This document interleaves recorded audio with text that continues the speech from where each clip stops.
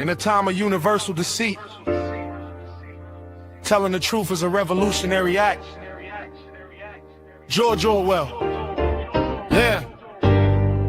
This is Blood Politics. The only podcast where we don't talk about politics. We be about politics. And our mission statement is to empower, educate, and encourage everyone to speak out against fascism. Speak out against injustice and fight for freedom and equality for everyone. This is Blood Politics, and we ain't stopping till they put us in the grave.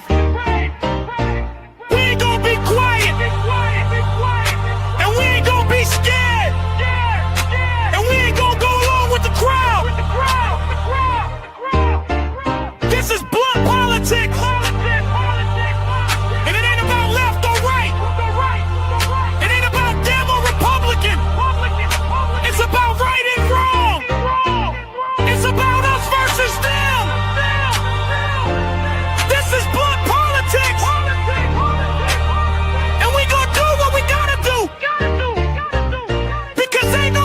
What is up, gang? What's going on? Welcome back. How are we hanging? How are we living today, ladies and gentlemen? Let me know how you're feeling in the chat. It's a beautiful day here in the Boston area. Again, as usual, I hope the sun is shining where you're at as well. Thank you guys for joining me. Thank you guys for taking the time out of your day, clicking that like button, subscribing to the channel, doing all the good things that you viewers always do. We got a lot to talk about while we're hanging out today. Some apparent movements, some alleged movements, I guess, as it pertains to the ceasefire or 10-day ceasefire announced by Donald Trump. We'll be talking about the backhanded way in which that came about. Again, I probably should tell you, everybody, it's April 16th. Thank you for watching. It's Thursday, April 16th. One of these days, I'll get the days right, I promise. But yeah, so we got the 10-day ceasefire, the alleged 10-day ceasefire to talk about. We'll be discussing, obviously, Pete Hegseth's kind of demented, deranged press conference, another one of his deranged press conferences that he gave. So we'll be diving into a little bit of that as well. We'll be talking about how, the support for Israel has collapsed both outside of the United States government and inside of the United States government. Unfortunately, we do have to still talk about 7 or 8 Democrats that, again, basically have no problems continuing to send weapons, bombs, and ammunition to Israel to continue their genocidal push into the Middle East. So we'll be discussing kind of that vote, how that went down. And then, like I said, I don't know if I still don't know if I'm going to dive into this Fetterman clip now. It just, again, it pisses me off too much. So we'll be discussing that if we can. Some more Lego diss tracks have come out. And then we got a bunch to dive into as it pertains to Ukraine. Unfortunately, a very deadly night as it pertains to Russian attacks inside of Ukraine. I've heard anywhere from 18 into the 20s as far as the amount of people killed in these attacks, from Odessa to Kyiv to Dnipropetrovsk and other areas. So we'll be diving into that. There's a couple good documentaries here giving us some insight into, what the front lines look like. There's one here released by United 24 that kind of tells us, breaks down the story of how the Ukrainians basically turned Kupiansk into a living hell for the Russians. So we'll be diving into that as well. Lots to talk about, lots to discuss. What do you say we bring in the chat before we dive into all the craziness so you guys can get some airtime? You guys deserve the airtime as well. Keeping this show running, making sure we're getting close to 20K.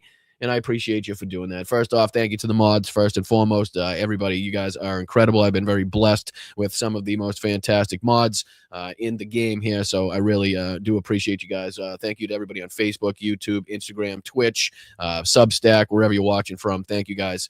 Make sure you hit that like button. Click that like button. What's going on, Liz? How are you? Slava Ukraine, Heroyam Slava, right back at you, dear. Thank you so much for watching. What's up, Dame? What's up, Sabrina? How are you, Roxanne? What's up, Neely? What's going on, guys? What's up, Ian? I see you over there on Facebook, my brother. What's up, Vicky, Sarah, Patui, Tina? Thank you, guys. Thank you, Yakov, for everything you're doing down there, brother. Very much appreciate you. What's up, Stagmus? Good to see you as well. What's going on, Gamer? Shout out to Kentucky. What's going on, Vasantha? How are you guys? I appreciate you. So as everybody filters in, make sure you hit that like button. Like I said, lots to talk about, lots to discuss as usual. It's just, this high stakes game of causing problems and then trying to get applause as they seemingly try to find solutions to the problems that they caused is very, very tiresome. Oh, thank you, Tomas. Thank you very much, Tomas. Tomas starting it off in the right way here today, reaching his 26-month milestone. Let's fucking go. W's for Tomas in the chat. Go, Brian. Slava, Ante-Fash, right there with you, my brother. Thank you so much for your support. Thank you so much for being here. What's up, Wayno? What's going on, brother? What's up, Forrest? Maybe tomorrow. Charlene, how are you? Thank you guys for being here. I really do appreciate it. What's up, Diane? What's going on, Lisa? Oh, you guys are amazing. What's up, Falco? How are you? What's going on? Appreciate you guys. Yeah, hit that like button on the way in if you could. Let everybody know that we're live. Let everybody that you like that, you know that you like what you're seeing, like what you're hearing. Maybe some more people will inevitably get filtered this way. So thank you guys for starting that off in the right fashion, Tomas. I really do appreciate it.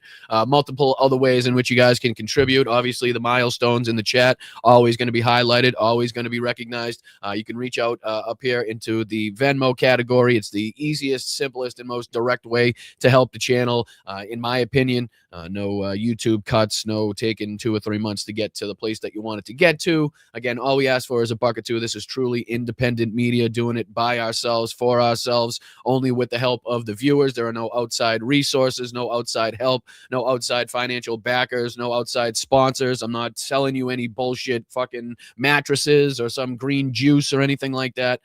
Everything is for us, by us, and with us. We have a merch shop. That's about the extent of anything, but that's basically just so we can keep this train rolling. We need to make sure that, obviously the lights stay on, and at some point I could probably afford a place of my own to live would be great at some point. But, we're trying to do it the independent route. We're trying to do it the right way, and I really do appreciate you guys for sticking with me. I know it's been a long slog. I know it's been a tough haul for trying to grow the platform, but doing it the right way, I think will give us a lot more kind of respect when inevitably we do hit that 100,000 subscriber mark, because it's coming. I mean, it's coming. It's only a matter of time. People are going to start hitting those shorts. People are going to start watching the Instagram. I'm trying to utilize Instagram a lot more. We're getting on to 20,000 subscribers on the Instagram too. So, please, if you could check out the different platforms that we're on, if you're not subscribed or following or whatever it is on the platform, see if you can check it out, share out the shorts, share out the different clips. If you guys like, certain parts of the show yourself and you want to clip it out yourself, feel free. Right? Use all the fucking clips that you could possibly get out there. If there's a 10-second clip or a 2-minute clip or whatever you guys want to do, if there's like an important part of the show, share it out there. Share it out there. I have absolutely no problems with that. Tag me in it. I'll share it out there for you. You know what I mean? So anything we can do to kind of, get this train rolling, make sure that we can continue to grow this platform so that we can continue to speak on the issues that are important to not only your daily life, but my daily life, because we are the ones that are affected by this, right? We are the blue collar working class people of this country that make this fucking country run, and then inevitably who are the people first affected by whatever policies are put out there detrimental to the way that we want to live our lives and how we live our lives. So appreciate you guys. Lots to be diving into. First thing that I'm going to be talking about today is another unfortunate way to start the show.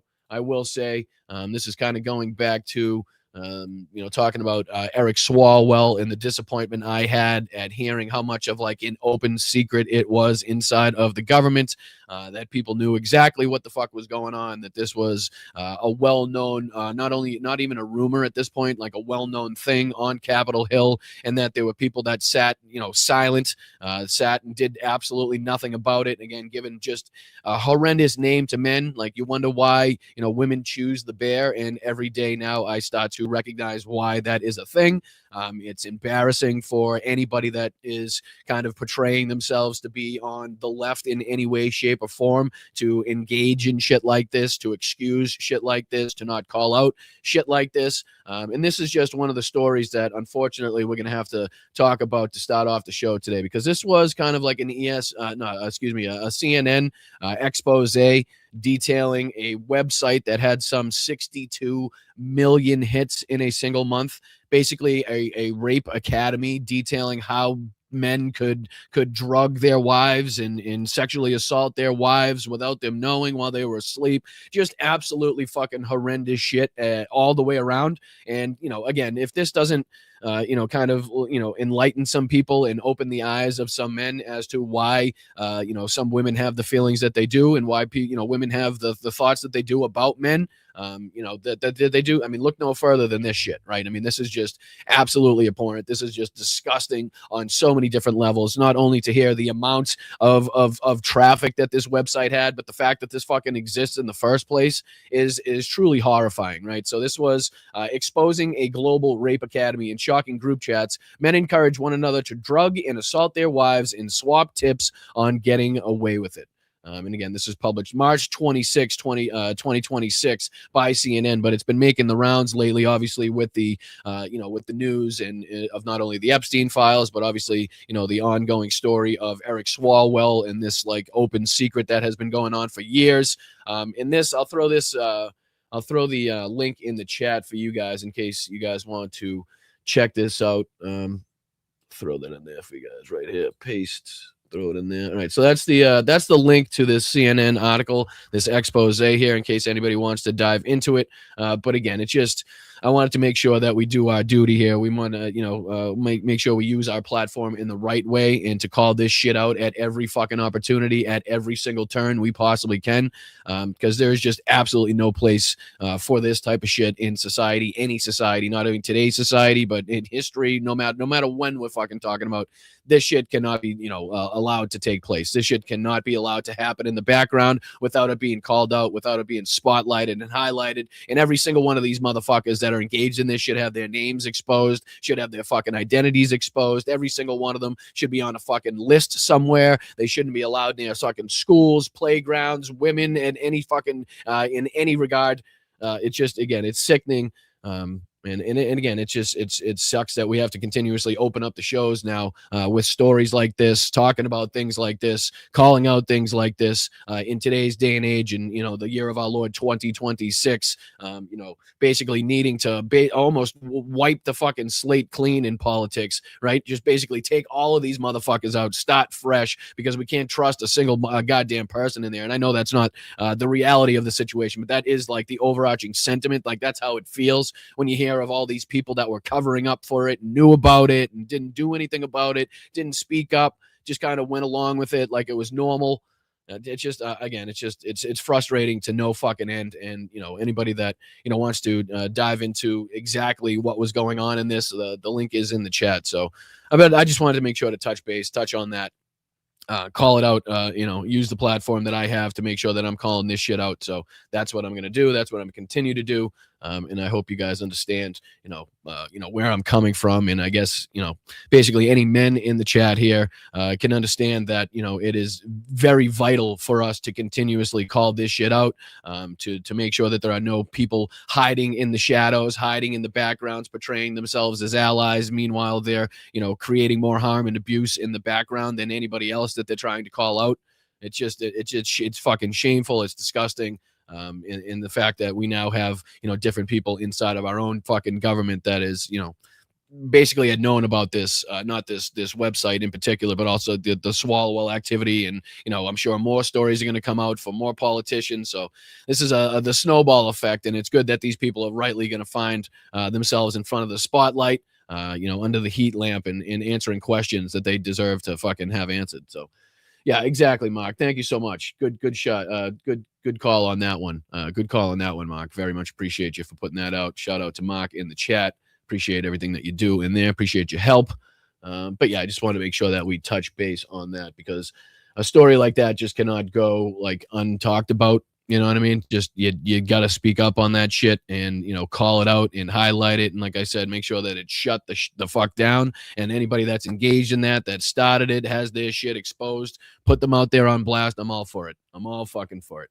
All right, so let's get into a little bit more of the current news, what's been going on this morning. Obviously, the supposed 10-day ceasefire that Donald Trump went in announced on his Truth Social platform is kind of making headlines. People are talking about what it means, what it could lead to, where we're going from here. And I just figured we'd kind of go through the timeline of how this kind of came about. That's not it, but this is kind of the first post from this morning.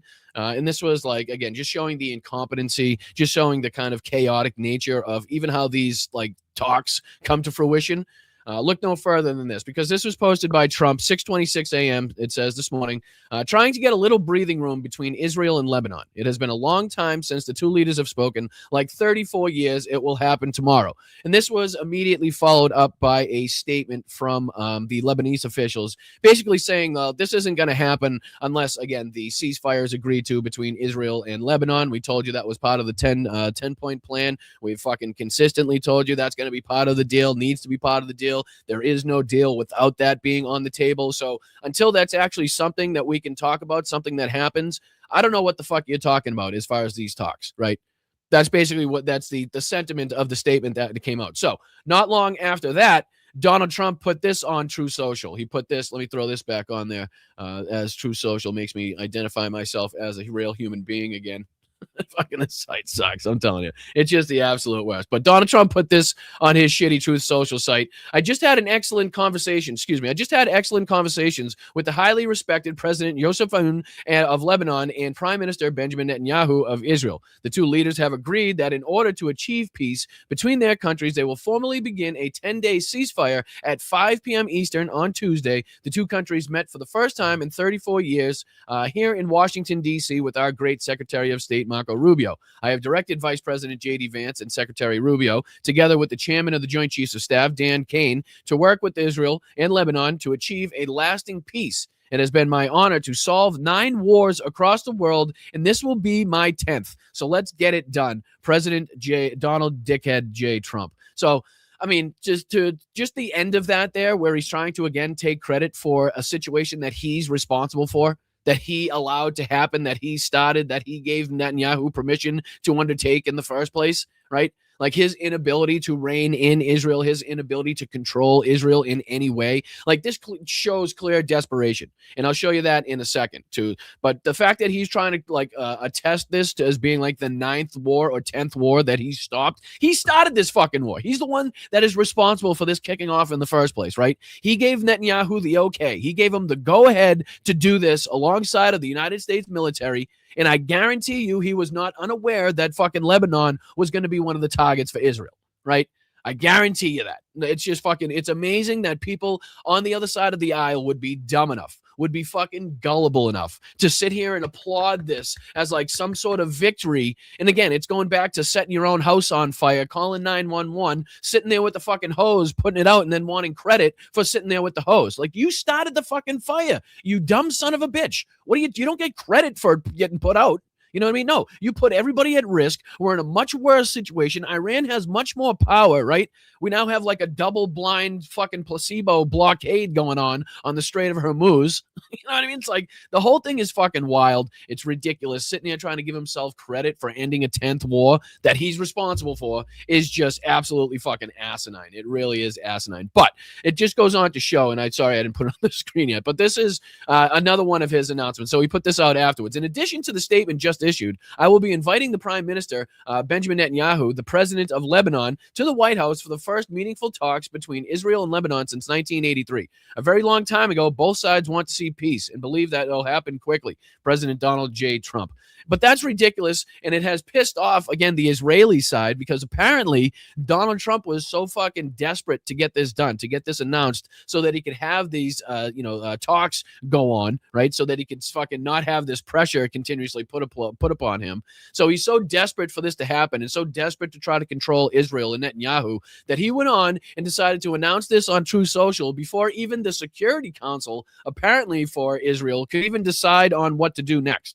Right? So this was put out by OSINT Defender here, and it says, Israeli government ministers were outraged by today's announced ceasefire with Lebanon, which was revealed on True Social by the president, who gave Israel's consent to the ceasefire before it could be approved by the Israeli Security Cabinet. And that was according to I-24 News, right? So he was fucking worried that the Security Cabinet wouldn't go along with this, right? You can be damn sure. Like, he had absolutely no trust. He had no fucking reason to believe that the Security Cabinet would go along, would sign off, would be, approving of this ceasefire. So Donald Trump took it upon himself to announce it on True Social so that he could get ahead of any Israeli fucking, counteraction to this. So you can see how the two sides are not working hand in hand. They don't have the same goals. They don't have the same intentions. They don't have the same thoughts. They can't control one another. I mean, it's just so erratic and chaotic and fucking incompetently done on all fucking levels at this time. At this point, it's crazy, right? It's absolutely crazy to see that, like, they were outraged by this ceasefire, and again, the announcement of the ceasefire, because they didn't get their chance to say, no, we don't want this. We want to continue to kill innocent civilians. We want to continue to attack Lebanon. We want to continue to have our military station there. And again, even with the announcements of this 10-day ceasefire, no real kind of talks that I've seen have been announced on what's going to happen with the IDF militaries that are now, in and around Lebanon. I think there's some like 10 kilometers inside of, Lebanese territory at this point. So what's going to happen with those hasn't really been said, but you can see here the chaotic nature in which this whole thing has come about. In the first place, you can just see that we're, just being run incompetently right now. This whole thing is being fucking mashed together at the very last second. Donald Trump and his regime are scrambling behind the scenes to try to put together some sort of plan to come out of this with a victory, right? Again, now we're just trying to match again the terrorism placed on, on the Strait of Hormuz by Iran, considering that the statements and the rhetoric of Pete Hegseth. Like, we're just kind of fighting fire with fire on that regard. But again, let's dive into this CNN clip here, because this kind of details a little bit more of what's going on with this supposed 10-day ceasefire, whether or not Israel is even going to hold to it, what this means going forward. So let's see if we can get any further details, kind of any insight as to what may be taking place here with this clip. I appreciate you guys. Hit that like button. I would really, really appreciate it if you subscribe to the channel. Like I said, we're trying to get to 20K. We're doing this as an independent, about as independently done as you could possibly be. No outside sources, no outside sponsors, no outside backers, no outside anything, all with your help. Your positivity and your generosity that we're going to get there. So I appreciate you guys. Let's dive into this real quick. This is Trump announces ceasefire between Israel and Lebanon. CNN just kind of diving into the coverage. Let's go to CNN's Jeremy Diamond in Jerusalem. And Jeremy, there's reporting of some real frustration among that security cabinet, in the sense that this ceasefire was announced before they officially voted on it. Just walk us through the reaction in Jerusalem and what this means in terms of any action from Israel over the next 10 days. Yeah, well, President Trump's announcement of this ceasefire in Lebanon, effectively, between Israel and Hezbollah, although it is officially between Israel and Lebanon, came as Prime Minister Netanyahu was convening a conference call with his security cabinet to discuss this very ceasefire proposal.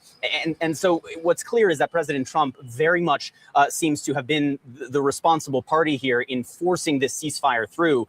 It came amid, days of mounting pressure from the United States towards Israel to agree to a ceasefire. You'll recall, if you think back to a week ago, we were looking at. Again, that's just kind of telling, right? It's really telling to suggest that, like, the actions of the Israeli government are so fucking crazy, genocidal, and erratic that it actually makes Donald Trump somehow look like the responsible party in this by just going out and announcing this ceasefire before, the Israeli Security Council had a chance to vote on it.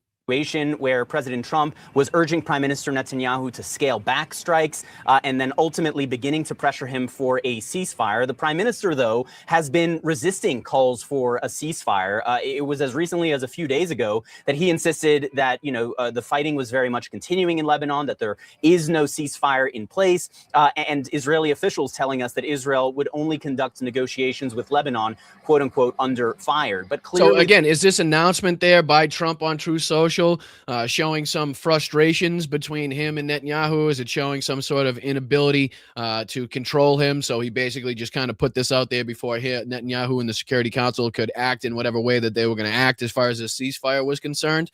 Again, it shows incredible fucking desperation by the United States to try to curtail their partner in this, their ally in this fucking war, to try to get some sort of deal in place to make sure that they could take the heat off of them, right? To try to get out of this with some sort of victory. Again, in this regard, it's almost impossible for anybody on the other side to come up or portray some metric that is more beneficial, that we are better off by than we were just 8 weeks ago or so when we undertook this war. It's impossible for the other side to even put forth any argument to say that we're better off now than we were before this. It's impossible.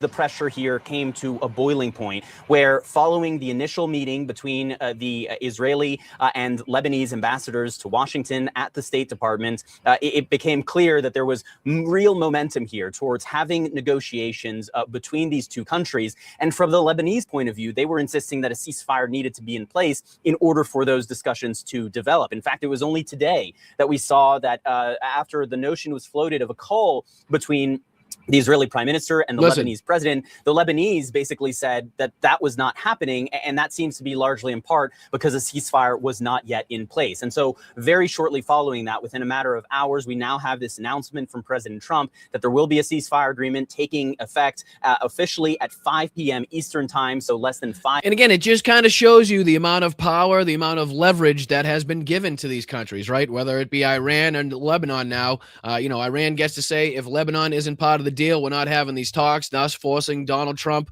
to put this fucking Truth Social post out to announce this ceasefire, to put, I'm sure Benjamin Netanyahu in a very fucking precarious position as it pertains to, the genocidal fucking, people that surround him in his cabinet, in his administration too. So, you can see here that there's some disconnect, definitively here between Israel and Donald Trump, between Netanyahu and their goals and what they want to see happen and what they want to continue to do. And again, what Donald Trump needs to see happen in order for him to kind of get out of this situation. So the two parties aren't aligned. They never have been. And that's why it's so frustrating to see this that we have to kind of talk about as well, because Bernie Sanders was trying to, again, put forth a resolution to block the sales of some, I think it's like $400 million in weaponry going to Israel. So that was actually voted down by, I think it was 7 or 8 different Democrats. This is 11 Democrats vote to kill bills blocking arms sales to Israel. I do believe the number reported as far as the resolution was 7 or 8. I could be mistaken. Maybe that's expanded since the first time that I read it. But this is from Yahoo News. This is talking about 11 Democrats vote to kill bills blocking arms sales to Israel. Senate Democrats on Wednesday refused to rally behind twin resolutions sponsored by Senator Bernie Sanders to block nearly $450 million in weapon sales to Israel. 7 Democrats joined every Republican in the Senate to vote against the resolution blocking the sale of bulldozers to Israel. Given their role in razing Gaza to the ground, the resolution failed a vote of 59 to 40. Another resolution to block the transfer of 1,000-pound bombs failed by a vote of 63 to 36, with 11 Democrats voting against, despite protests at their office on Monday, urging them to support the resolution.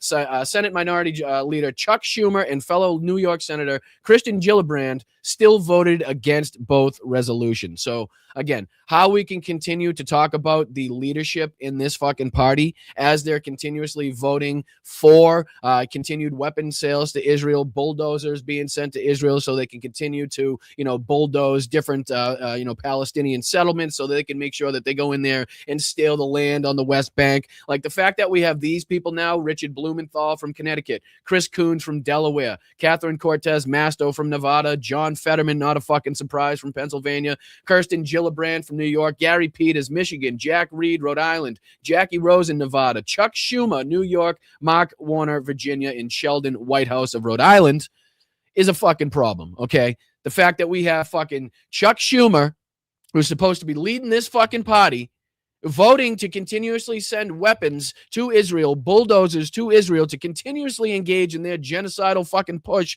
into the Middle East and all of these other different countries is fucking sickening, okay? Is fucking sickening, and it's disgusting that we have to continuously talk about this while these old fucking farts and fogies are leading this fucking party, while also trying to make it seem like, oh, they're very much against this. They're very much against. Fuck you, you old fucking pathetic piece of shit. How about that? And the rest of these fucking hacks on this list too. Fucking disgusting, these motherfuckers. And I'm so sick of hearing fucking shit like this. So fucking hearing shit like this. And again, it does go to show in a very, roundabout way that the support for Israel inside of the, the Democratic base is fucking dwindling rapidly, considering I think there was some 40 Democratic senators that voted against this last time, now down to 11, right? So even if they didn't pass, it still goes to show the amount of people that were willing to change their mind. I think they do go on to talk about a few of the different senators that had changed their mind in this regard. Might have been one of the other articles that I was reading in that case. But again, here's a list of the do-nothing Dems that, again, have absolutely no problem continuously funding a genocide, continuously sending over the means and the equipment to continue perpetrating that genocide with absolutely no regard for the lives that it's affecting. So make sure you take note of every single one of these motherfuckers on this list. Make sure that we're calling for primaries. Make sure we're calling for fucking removals. These pieces of shit gotta fucking go. I'm sorry, I can't do nothing with them. There's no fucking room for this anymore in our party, in our fucking society, in today's day and age. It's gotta be talked about, and it's gotta be dealt with. I'm sick of it. I'm over it. It's fucking done. Fascism, Zionism, need to be eradicated at all fucking costs from this fucking planet. Absolutely, in my opinion. So that's something that we definitely needed to dive into as well. And again, talking about do nothing Dems, we might as well continuously get fucking frustrated and pissed off, right? Might as well put a fucking few more holes in the walls while we can here. Because this is John Fetterman basically just licking the seat of Donald Trump, making sure he's keeping this seat warm. Not long after Donald Trump hopped out of the seat of Maria Bartiromo, going on to propagandize and lie to the American people while no pushback was given by Maria Bartiromo. John Fetterman, who spends more time on fucking Fox News than Maria Bartiromo does, decided to go on there and again talk about how in favor he is of this war, how in favor of he is of just basically eradicating the Iranian population. Like every portion of this he supports. It's no fucking it's no surprise, but it's very consistent with what he's been doing as far as his change recently. But this is kind of gross, but I want to call out at least a few fucking portions of this if I can, and then we'll go on and talk about these kind of clips here from Pete Hegseth's demented press conference that he gave this morning, I believe. All right, let's dive into just a clip or two of this so we can call out this nonsense.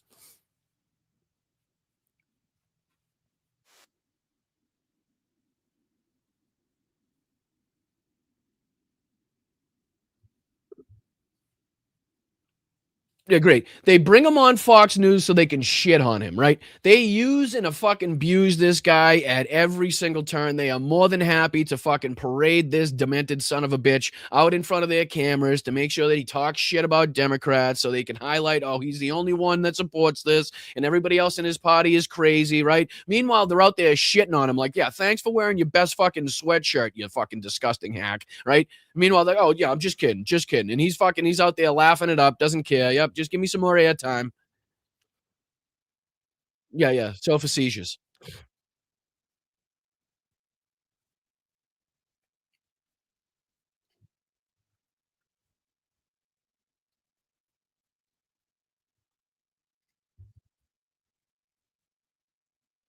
Yeah, go on and tell us again how you're the only Democrat to support an illegal, unconstitutional war that we engaged in war crimes and continues to destabilize the Middle East and continue to make life difficult for not only Europeans but the Asian countries and also here at home in the United States. Go on and tell us how you're the only fucking demented fool out there still clapping with the silver beeper in your pocket, talking about civilian deaths. How you'd like to continue to see that. Go on, go tell us.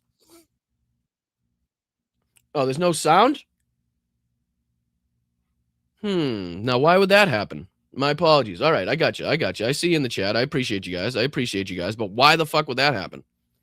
Could you guys hear the clips before? All right, well, let me exit out. We'll do this all over again. We'll start it from the beginning. Maybe that's a sign. Guys. Maybe I'll take that as a sign. Let's take that as a sign. All right, we'll do that. We'll do that. We'll take that as a sign that we don't have to dive into John Fetterman's bullshit. How about that? How about that? Thank you, Roxanne. Thank you, guys. All right. Yep. I appreciate it. Clip is muted. I got you. I do appreciate it. I don't know why it was all of a sudden muted. Must have lost connection somehow. Can you hear me now? Yeah, it was even better. Yeah. Again, that's the best John Fetterman's ever sounded. It was when he was muted. Yeah, so it's probably a sign. All right, we'll take your sign. I appreciate you. Thank you guys for giving me the sign. We don't have to dive into John Fetterman's bullshit again. I've been kind of putting that clip off for like 3 days now because I knew it was just going to fucking frustrate me to no end. And it's everything that you thought it would be. It's him just excusing everything Donald Trump's done, continuously calling for more military action, continuously calling for, the eradication of the entire leadership or regime over there in Iran. Like the same shit that you would think he was saying. That's exactly what he was saying. So I won't subject you to any of the nonsensical rants and demented fucking speakings of John Fetterman. So thank you to whoever muted that. Thank you to whoever muted it. But all right, that'll give us the opportunity to dive into this. Let me know if you can hear this. Can you guys? Let me see. I'll throw this on the screen. Can you guys hear this at all? Rather not have to do it, but we're ready to go at the command. Let me know in the chat. Give me a thumbs up. Let me know if you guys can hear Dick Seth here, Pete Kegsbreath, whatever his name is. Is that a thumbs up? All right. Steph says yes. Leon says yes. Saucy says sadly yes. I know. I believe me. I'm right there with you. But unfortunately, it's shit that we have to cover. It's shit that we have to dive into. And again, I'm doing it the clip way. We don't have to subject you. I think this is like a 48-minute press conference. So give me a little credit for not subjecting you to the entire 48 minutes, or at least just go over, the clips that people have, been posting about this. So, all right, this is just, again, a few of the clips from Pete Hegseth, demented, deranged press conference that he was giving this morning. A lot of parts of this that people were talking about. And then we also have to talk about one of the prayers that Pete Hegseth went on to talk about, because I don't think it was the prayer that he thought it was. Or again, he just watches Pulp Fiction way too much. I'm not sure, but we'll go over that. Here's just a couple clips from the old Hegseth. Here's where he talks about the fact that they are reloading with more power than ever. They're locked and loaded, again, threatening escalation, threatening prolonged and engaged in substantial war that doesn't come, or if it doesn't come from, any of these peace negotiations. So this is Pete Hegseth again talking about how they're locked and loaded, ready to continue this war for quite some time if, again, they don't get some resolution in these peace talks. Wisely, which is where we'll start with a message to Iran's military leadership, to the KH leadership and IRGC leadership. We're watching you. Our capabilities are not the same, our military and yours. Remember, this is not a fair fight. And we know what military assets you are moving and where you are moving them to. While you are digging out, which is exactly what you're doing, digging out of bombed out and devastated facilities, we are only getting stronger. You are digging out your remaining launchers and missiles with no ability to replace them. You have no defense industry, no ability to replenish your offensive or defensive capabilities. You only have what you have. You know that, and we know that. You can move things around, but you can't actually rebuild. You can dig out for now, but you can't reconstitute. But we can. We are reloading with more power than ever before, and better intelligence, even more importantly, better intelligence than ever before, as you expose yourself with your movement to our watchful eye. We are locked and loaded on your critical dual-use infrastructure, on your remaining power generation, and on your energy industry. Yeah, no, I know it's low for some reason. It's Twitter. It's Twitter. It's a shit run site. It's shit sound. It's shit production. It's fucking run by Nazis. What do you expect? You know what I mean? The sound's low on it all the fucking time. I don't know how it's up as much as I could possibly put it up on this asshole. There's no other buttons I could press to raise the voice on Pete Fiction here. I'm sorry. Just that's why I'm trying to let the clip play the old time so you can turn it up for his clip, and then hopefully I don't blow your eardrums up when I come into. I do apologize at being low, but there's really nothing I can do on this shit site. It's just it is what it is as far as fucking Twitter is concerned. But there's a couple more of these too. There's only a few of them that we have to get through, so I apologize for the low sound. But hopefully some of them are better than others, and they are recordings of it too. So I'm sure that probably doesn't help either. But this is where he says that shooting missiles at ships is terrorism. Again, the guy that said he kind of gets his rocks off by shooting down the ships as opposed to, taking them into port or confiscating the ships or, again, not shooting them or sinking them. So this is, again, very ironic for Pete Kegsbreath to say in his press conference. Be clear, threatening to shoot missiles and drones at ships, commercial ships that are lawfully transiting international waters, that is not control. That's piracy. That's terrorism. Be clear, threatening to So again, the irony of Pete Hegseth coming out here acting like a tough guy, talking about how the Iranians' capabilities have been completely eradicated, and again, us being in the position that we're in right now just isn't fucking adding up, right? Just doesn't hold water right now, considering the lack of ability they've had to open up the strait, the lack of ability they've had to, again, mitigate even Iran, retaliating as far as being able to control the strait the way that they have so far. It just showed clear incompetence. That one is a little louder. That one seemed a little better than the other one. So some of them are probably different as far as volume. Again, I apologize if some of them are a little low. Here's one that people have been bringing up too, where again Pete Hegseth is trying to control the United States media or just the media at large, making sure that they cover this in a very beneficial way. They want to make sure that they cover it and give them all the positive praise, all the positive press that can be bestowed upon Pete Hegseth, the Pentagon, CENTCOM, and Donald Trump's administration. Like again, if this isn't pure outright fascism, again, of the Pentagon trying to control what is written, trying to ridicule the press for accurately reporting on things that aren't going well, there's Pete Hegseth, and hopefully the volume's up enough on this on where he's talking about, how the press is basically working for the other team. That's what he's trying to get across. It's so bad of the press to report on facts and figures and things that are actually taking place, and they're not just outright doing propaganda for this administration, that they must be working for the Iranians. Speaking of choosing wisely, a note to the press corps, to the American media, as I just can't help but notice the endless stream of garbage, the relentlessly negative coverage you cannot resist peddling, despite the historic and important success of this effort and the success of our troops. Sometimes it's hard to figure out what side some of you are actually on. It's incredibly unpatriotic. This same press corps, not this exact same press corps, but at least an older press corps, bent over backwards during the Biden administration to explain away the disastrous and disgraceful Afghanistan withdrawal. You called it the greatest airlift in American history. It's almost like you're cheering only for one side.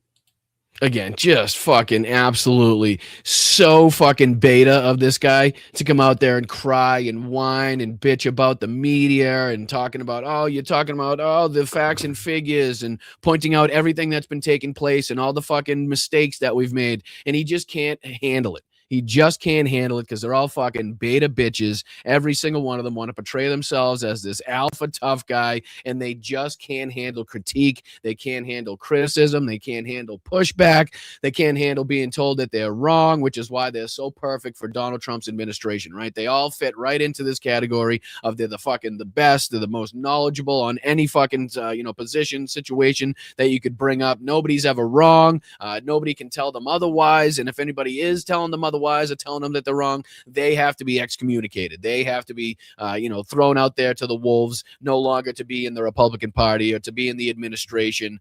They need to be on the outskirts. So it's, again, these people just cannot handle any sort of critique or criticism or pushback. And it's fucking so evident and obvious and fucking blatantly clear to see that Pete Hegseth is nothing but an absolute bitch. For him to come out there and again try to demean the media and the press corps, even though we witnessed a literal miracle, it didn't matter. And again, that's what Pete Hegseth is talking about. An antidote to being in church last Sunday to compare to the American media to the Pharisees. This is where Pete Hegseth compares the American media to the Pharisees. Let's see if we can check this out. This past Sunday, I was sitting in church with my family, and our minister preached from the book of Mark, the 3rd chapter. And in the passage, Jesus entered a synagogue and healed a man with a withered hand. The Pharisees came to watch. And as the scripture reads, they came to see whether Jesus would heal him, or he would heal him on the Sabbath, so that they might accuse him. You see, the Pharisees, the so-called and self-appointed elites of their time, they were there to witness, to write everything down, to report. But their hearts were hardened. Even though they witnessed a literal miracle, it didn't matter, They were only there to explain away the goodness in pursuit of their agenda. As the passage ends, the Pharisees went out and immediately held counsel against him, how to destroy him. I sat there in church and I thought, our press are just like these Pharisees. Not all of you. And again, this guy trying to make this into like a religious war. They are so desperate to turn this fucking country into a Christian state. They want this to be some sort of, war of religion, war of fucking resurrection. Again, trying to, just totally throw out the separation of church and state that we have in this country and make everything about their dear Lord and Savior. But it's funny that Pete Hegseth would go on to try to, let me see, I'm going to get rid of this real quick. Let me go back up here. I'm going to start these all over. For some reason, it's playing twice. Stop sharing. Put this back on the screen because Pete Hegseth, again, needs to get his scriptures down, man. Because apparently he hasn't been reciting the right ones. Apparently he's been reciting the wrong passages. And this was put out there by Mehdi Hassan. A lot of people picking up on this. A lot of people posting about this. But Mehdi says this would be a 2 or 3 week news story in a previous administration and might even lead to the resignation of the defense secretary. He literally fabricated a biblical quote based off of a movie while pretending to be a pious Christian. But under Trump, we will have moved on by tomorrow. So again, this is another attempt of Pete Kegsbreath, Pete Dickhead to bring in Christianity, to bring in Jesus Christ, not only into the Trump administration, but also into this war, into the military. So let's see if you guys can recognize what this sounds like. I just want you guys to if you're a movie buff, if you've seen this before, if you've heard this somewhere before, let me know in the chat where you think you've heard this before. So the prayer is Ceasefire 25:17, and it reads, and pray with me, please. The path of the of downed righteous aviator man is beset on all sides by the iniquities of the selfish and the tyranny of evil men. Blessed is he who in the name of camaraderie and duty shepherd the lost through the valley of darkness. For he is truly his brother's keeper and the finder of lost children. This is the craziest part to me. Is the people bowing their head to Samuel Jackson. Please bow your head, close your eyes, put your hand over your heart in defense of Samuel L. Jackson's scriptures. It's like these fucking people. Like, are you shitting me? Like nobody in there was like, oh, that sounds familiar. Like I've heard that somewhere before, and I don't think it was in church. And I will strike down upon thee with great vengeance and furious anger those who attempt to capture and destroy my brother. And you will know my call sign is Sandy 1 when I lay my vengeance upon them. I mean, this is the timeline that we live in. We actually have a fucking a clip, a piece of video showing that inside of the fucking Secretary of War's little press conference, the people were bowing their head to Samuel L. Jackson's clip in Pulp Fiction. Oh, Jesus, let me off this ride. Get me off. I want out. I want out. You will know my name is the Lord when I lay my vengeance upon thee. It's just crazy. And the original post here goes, Hegseth recited Ezekiel 25:17 speech at a Pentagon church service. But here's the problem. It's not actually from the Bible, but from Tarantino's Pulp Fiction. Oh, these fucking people are so incompetent. Like, they can't even get this shit right. You know what I mean? Like, how did that come about? Did Pete Hegseth know, right? Is he just such a fucking weirdo that he was like, you know what? These people aren't going to know. They'll never know. If I just throw in this Samuel L. Jackson quote here from Pulp Fiction, recite that like it came from the Bible, they'll never know, right? They won't know. They'll never be able to call it out. They didn't even care that Donald Trump posted himself as Jesus Christ. So why would they care about this?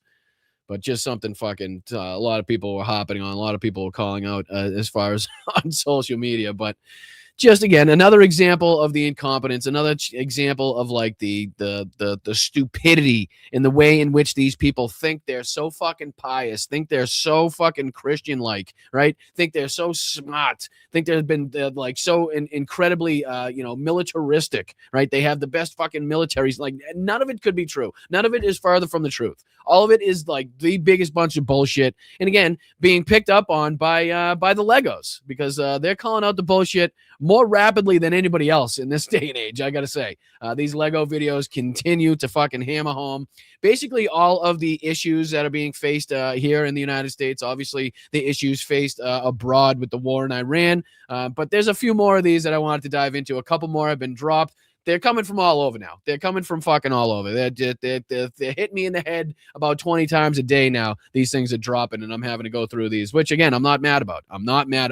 But there's a couple here I wanted to dive into. This one here is this is a new one. I don't know. This is the Story of Things channel. I'm not sure what that one is. Might be the first time that I'm seeing. Might not be the first time that I'm seeing that channel. But here's this one posted. Epstein Files and the Clown. So let's see if what goodies we can get into here, what Easter eggs they got dropped into this one. But again, these Lego videos, regardless of where they're coming from, seem to be fucking hitting the nail on the head. Seems to be doing, a lot more damage propaganda-wise, a lot more than the White House's stupid bowling pins, Call of Duty videos. Nobody's talking about those anymore, but people are talking about these videos. So let's see if we can dive into here. Oh, look at you. New suit, same old debt. Are we playing president again today, Donald? Look at Lego World Arena official score. Wars started 12. Wars won 0. Again, there's like the little bits and pieces in the background of these things are half the fun. And again, I know the beat and the way that they're catchy as well is also a good time. But I mean, the little fucking bits and pieces in these things are perfect. How cute.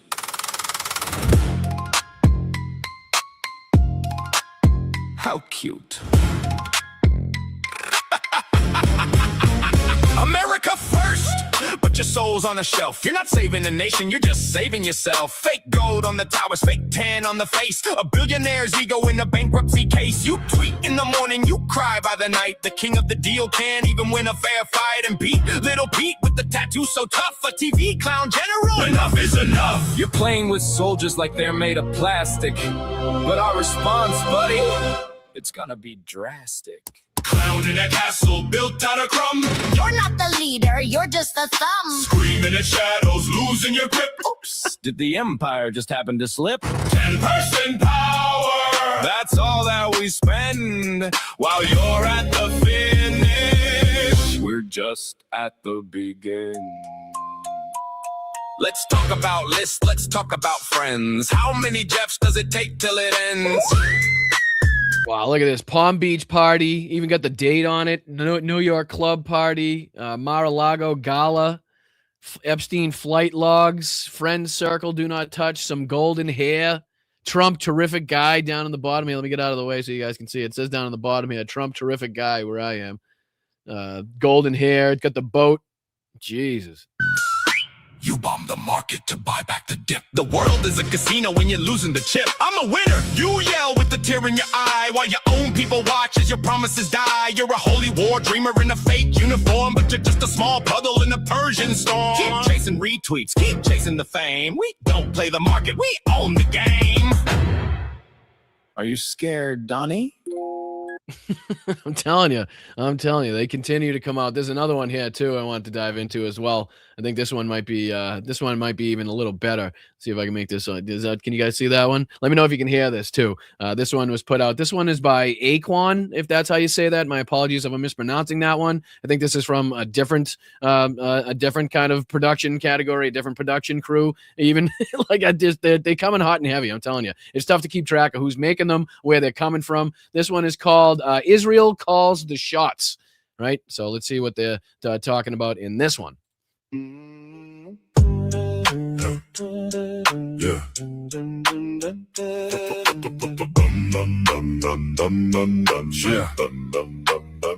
Joe Kent said it clear, stop Israel's hand. They're sitting in your war room, they're running your land. Vance on the phone with Bibi during peace talks. Wow, while China's watching from the eastern rocks. You want zero enrichment, that's your red line. But Iran said no in 2009. 20 years committed, no bomb, no race. You just want a war to save Bibi's face. Israel calls the shots, you fall in line. American blood for Israeli wine. Israel calls the shots, you fall in line. American blood for Israeli wine. China sent a warning, military grade. Don't touch our ships. Don't block our trade. We have deals with Iran, we have energy ties. The strait is still open for Chinese eyes.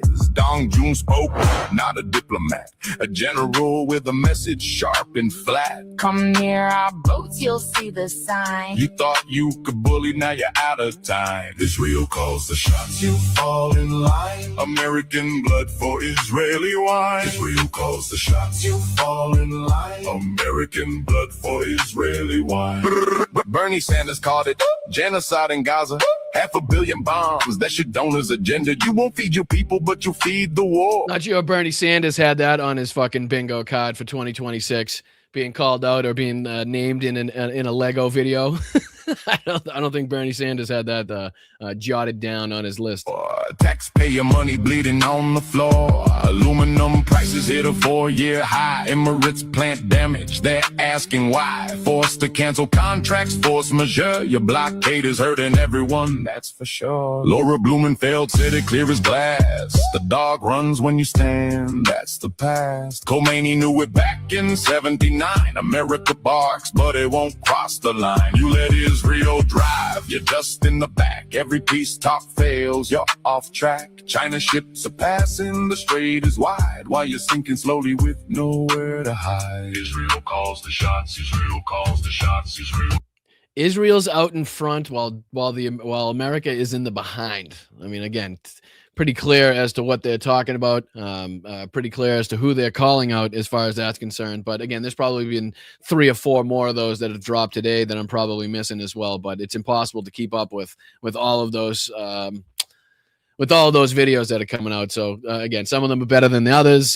Some of the production crews have it down pat as far as not only the beat, but the lyrics and also the graphics and stuff. But, you know, a lot of them coming out hot and heavy.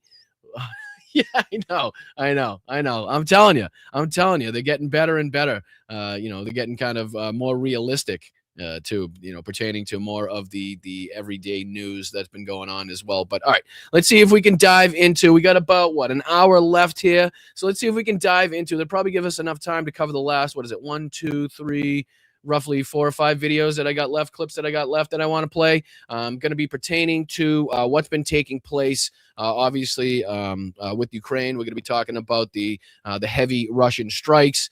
We're also going to be diving into a few of these documentaries, a few of these clips here, one by United 24, giving us kind of the breakdown as to how Kupiansk was turned into a living hell for the Russians. So I'm going to see if we can get any insight, information on what the Ukrainians went through there. And then there's one here from this lesser-known channel, only got about 108 subscribers. It says, let me throw this on the screen. 108 subscribers. It says, Inside Ukraine's Drone War, and it says, RE Production. This video's got about 20,000 views from 11 days ago, but it seems to give a pretty good insight as to, what's taking place as far as the drone war. So I wanted to see if we could dive into that if we leave ourselves enough time. But let's see if we could, just wanted to throw this on here because this is a clip that I wanted to show everybody as well, because I know everybody's been talking about Hungary. Very happy to see the defeat of Orban after 16 years in power. A lot of people also been kind of keeping one eye open, one eye on the ball as far as talking about the winner, Peter, and kind of his political views and his political stance, and kind of everybody staying a little bit wary that it wasn't like a leftist, liberal, progressive type of candidate. But again, 2 things that I will mention. I mentioned this yesterday in the show. 2 things that are really giving me kind of hope for not only the people of Hungary, but also this leader in general, is the what the people of Hungary were saying when they were getting interviewed the other night during the election celebrations.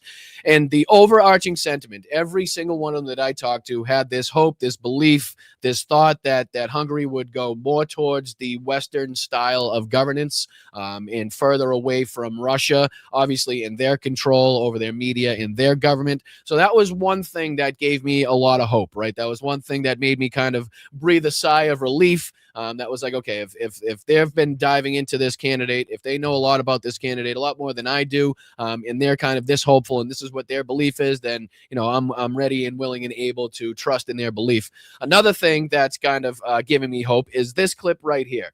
This is the winner. This is Peter on with their Fox News of Hungary. People that have been doing, Hungarian propaganda, have been doing pro-Russian propaganda, have been lying about this candidate in particular. And basically, he goes on there and says, I'm shutting it down. Okay, this is enough is enough. You guys have been out here propagandizing, lying to people, long enough. We're going to fucking shut this shit down. We're going to turn this into some independent conglomerate. We're going to make sure that people can come in here with, independent views and people that aren't controlled by outside resources. So, but this is going to, there are subtitles in this. This is in obviously his own language. But again, I'll see if I can I make it any bigger on the screen? I don't know if I can. Let me see if I can blow this up a little. Does that make it any bigger for you guys? Or does that just make it worse? I can't tell. How do I get rid of the comments? Is there a way to get rid of the comments on this? Unfollow, go to post, share to, copy link. Can I go to the post? Maybe that'll work. All right, so I'll do that. Maybe that's a little better on your screen. But I just wanted to play this clip because this is how it should be done, right? And again, I want to see some people going on that have some power in this country and being like, listen, Fox, we're shutting this shit down, okay? This no longer can go on to fucking, kill the minds of the people that are watching this so you can lie to the people every single fucking day. We're turning this into some independent, people can come over and take over and we'll change this into something else other than what Fox News is. But listen to this because this is where he goes on and it says here, wow, new Hungarian leader tells right-wing state media they will be shut down after Trump-backed leader lost. Check this out. Pillanatra itt körbenézek, és jó érzés itt lenni másfél évvel azután, 2024. szeptember 26 után, amikor utoljára itt jártam, amikor beengedték ide a legnagyobb pártnak a vezetőjét. Bocsásson meg, elnök úr, többször hív. So basically he's talking about, how good it feels to be back since the last time he was allowed to be in this station or allowed to talk to this station. And then the reporter goes on to kind of chime in and said, we've invited you several times. Önöket, erről e-mailek vannak, és nyilván ezt majd a két sajtóosztály egymás közt lelevelezi, mert hogy ezek az e-mailek megvannak. Szerkesztő asszony, ezt már a Kossuth Rádióban játszottuk, 2026. januárig nem hívtak, be se engedtek.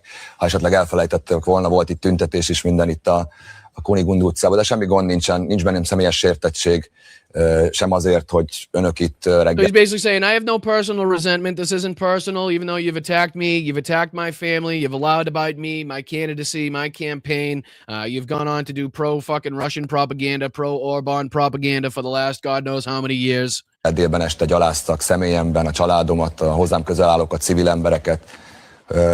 Azt, hogy a családját gyaláztuk volna, ezt ne haragudjon, de valamennyi kollégám nevében szeretném kikérni. Itt ebben a stúdióban többször elhangzott, hogy az én kiskorú gyerekeim nem állnak velem szó. There's been multiple times on here where you've talked about my underage children and how they don't speak to me or claiming that they don't speak to me. Miközben velem élnek, és utána tegnap voltam velük, sok hét után először el tudtam velük menni edzésre. Nem hiszem, hogy ez műsorvezetőtől hangzott el. Minden esetre azt tudom önnek mondani, hogy nincs bennünk személyes sértettség, de a programunk egyik eleme az, hogy ennek a hazugságját... Says this factory of lies will be put to an end. A Tisza kormány megalakulása után. The disinformation of the, what's he say, the formation of the Tisza government... Vége van, fel fogjuk függeszteni azonnal. Will immediately suspend this deceitful news. Ezt a hazug hírszolgáltatást, amit folyik. And will create an independent, objective, teremteni a független, objektív, pártatlan impartial conditions feltételeket a többi parlament, together with the other parliamentary parties, párttal, a többi szakmai szervezettel együtt, hogy ez a propaganda, ami and he says, and so this propaganda that went on itt here, folyt, if you permit me, I will finish because she's trying to interrupt him. Persze. Ha már így másfél évet vártam erre a pár mondatra. Nem állt szándékomban a szavába. Köszönöm szépen. Szóval Says we will create the conditions for an teremteni a independent, független, objective and impartial media. pártatlan média feltételeit. Tudjuk, hogy nincs Says we know there is no perfect media, tökéletes média, but what has gone on here since 2010, ami itt folyt 2010 óta, ami which would have made Goebbels or the után North Goebbels, vagy az észak-koreai diktátor is or the North Korean dictator lick their lips. Right? So he says, what's gone on here in the last 10 years, 16 years, whatever he said, I think he says since 2010, right? Since Viktor Orban got into power, would be enough for Goebbels or the North Korean dictator to lick their lips. So again, comparing them outright to, the propaganda minister of the Nazis and obviously the North Korean dictator Kim Jong-un and how they kind of wield power through their media. Play. Or is that the end? Megnyalta volna a 10 ujját, hogy egy igaz szó nem hangzott el, az biztos. Yeah, so that was the end of that. But again, just kind of a little further evidence showing me that we have kind of something to be a little, hopeful about as far as the replacement there in Hungary for Viktor Orban. So I know a lot of people rightly calling out that there are, some definite things to be wary about, but also, the sentiment of the people in Hungary, the overwhelming, kind of popularity and support that he has, the way in which they're talking about going towards a Western style of governance is definitely giving me some more hope as this continues. So again, some of the first comments that I've seen the guy make, and it's kind of right in line with what you'd be saying here about Fox News, OAN, Newsmax, and these other fucking junk hack box stations out there that are just rotting the minds of the people that are watching it. But yeah, this kind of filters into this story. Unfortunately, we continue to talk about how successful the Ukrainians have been in attacking the Russians behind enemy lines, obviously in attacking their oil infrastructure, their ports as well. But, we'd be remiss if we didn't also talk about the plight of the Ukrainians that still consistently happens every single night on a nightly basis. This is a post by the NAFO 69 Sniffing Brigade. Russia continues its attacks on peaceful Ukrainian cities. Kyiv, 4 killed, 58 injured. Odessa, 8 killed, 16 injured. Dnipro, 3 killed, 35 injured. Homes, critical infrastructure, and schools are being destroyed. And these are just some of the photos coming in from the overnight strikes inside of Ukraine by Russia. Again, showing their willingness to target civilian infrastructure, the careless nature in which they send missiles and drones into cities all over Ukraine. And that led to kind of this address by Volodymyr Zelensky. Let me see if I can just play this on the screen as well. Let me throw this on there, make sure it's at the beginning. And this is just a quick clip, a quick kind of minute clip of what Volodymyr Zelensky had to say while he was in the Netherlands. He spoke during the presentation of the 4 Freedoms Award about the mass Russian shelling of Ukraine. Let's see what he had to say here. Today in Ukraine is another very hard day, really hard night. The day after a massive Russian attack. In just one night, there were nearly 300 attack drones, 19 ballistic missiles, as well as cruise missiles. Air raid sirens sounded across many of our cities, and this came after waves of shaheeds had filled our skies just yesterday. Dozens of people have been injured, and sadly, there are also lives lost in Odessa, Kiev, in Dnipro. Just ordinary people, children, civilians killed by Russian madness. So again, just a quick clip of what Zelensky had to say about these attacks that goes on here. Today in Ukraine. Let's see if I can pause this because they go on. They show a few more of the. Oops, sorry. What's that say? Not available right now. Is this available right now? Nope, that's not available right now either. What's up with that? What's up with that? Not showing me anything. But there was a few more. You can see them here. I don't know. For some reason, it's not letting me click on them. Let me get out of the way.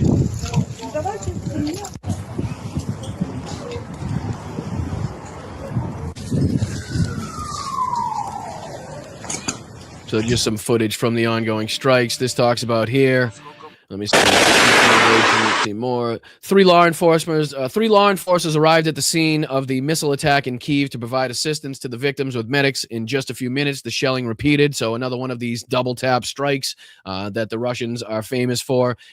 Strike something, await for the rescue missions. The law enforcement agents, the medics, the firefighters, wait for them to arrive on scene. People sifting through the rubble to try to save people, and then attack that same position with more drones, with more missiles to make sure that you take out even the people that are here to help. It says currently a policeman is in a medical facility after a complicated surgery. 2 other law enforcement officers were hospitalized with injuries. 3 law enforcement outside of a missile strike. Well, that goes on to say the same thing, but let's see what this one says here. It says a couple in love at sunrise in Kyiv today. They planned an aesthetic photo shoot, but it took place against a backdrop of smoke after a Russian attack. This is the reality for Ukrainians who do not know what tomorrow will bring. Help protect civilians from Russian attacks. Let's see what this one. This one says, Russia twice hit this building in Kyiv again. People are getting hurt. Civilians continue to remain targets for the Russian army. Help prevent new victims. And again, there's just continued more of these. Russia carried out mass attacks in Ukraine. Dozens of rockets and hundreds of drones hit peaceful cities. There are dead and injured, destroyed residential buildings and civilian infrastructure. Kyiv, Odessa, Kharkiv, as well as Dnipropetrovsk region and other regions were under the hits. Civilians were affected, including medics, policemen, and children. Ukraine needs to strengthen air defenses to protect people's lives in the sky over the country. Join the Protect the Sky gathering. And it goes on to say here, some 18 into the 20s that I've heard reported as far as the amount of people killed in these targeted strikes. These strikes by the Russians, it says here, the Russian army targeted a multi-story residential building in Odessa. 8 people were killed, 16 injured. Again, just showing you kind of the destructive nature of that.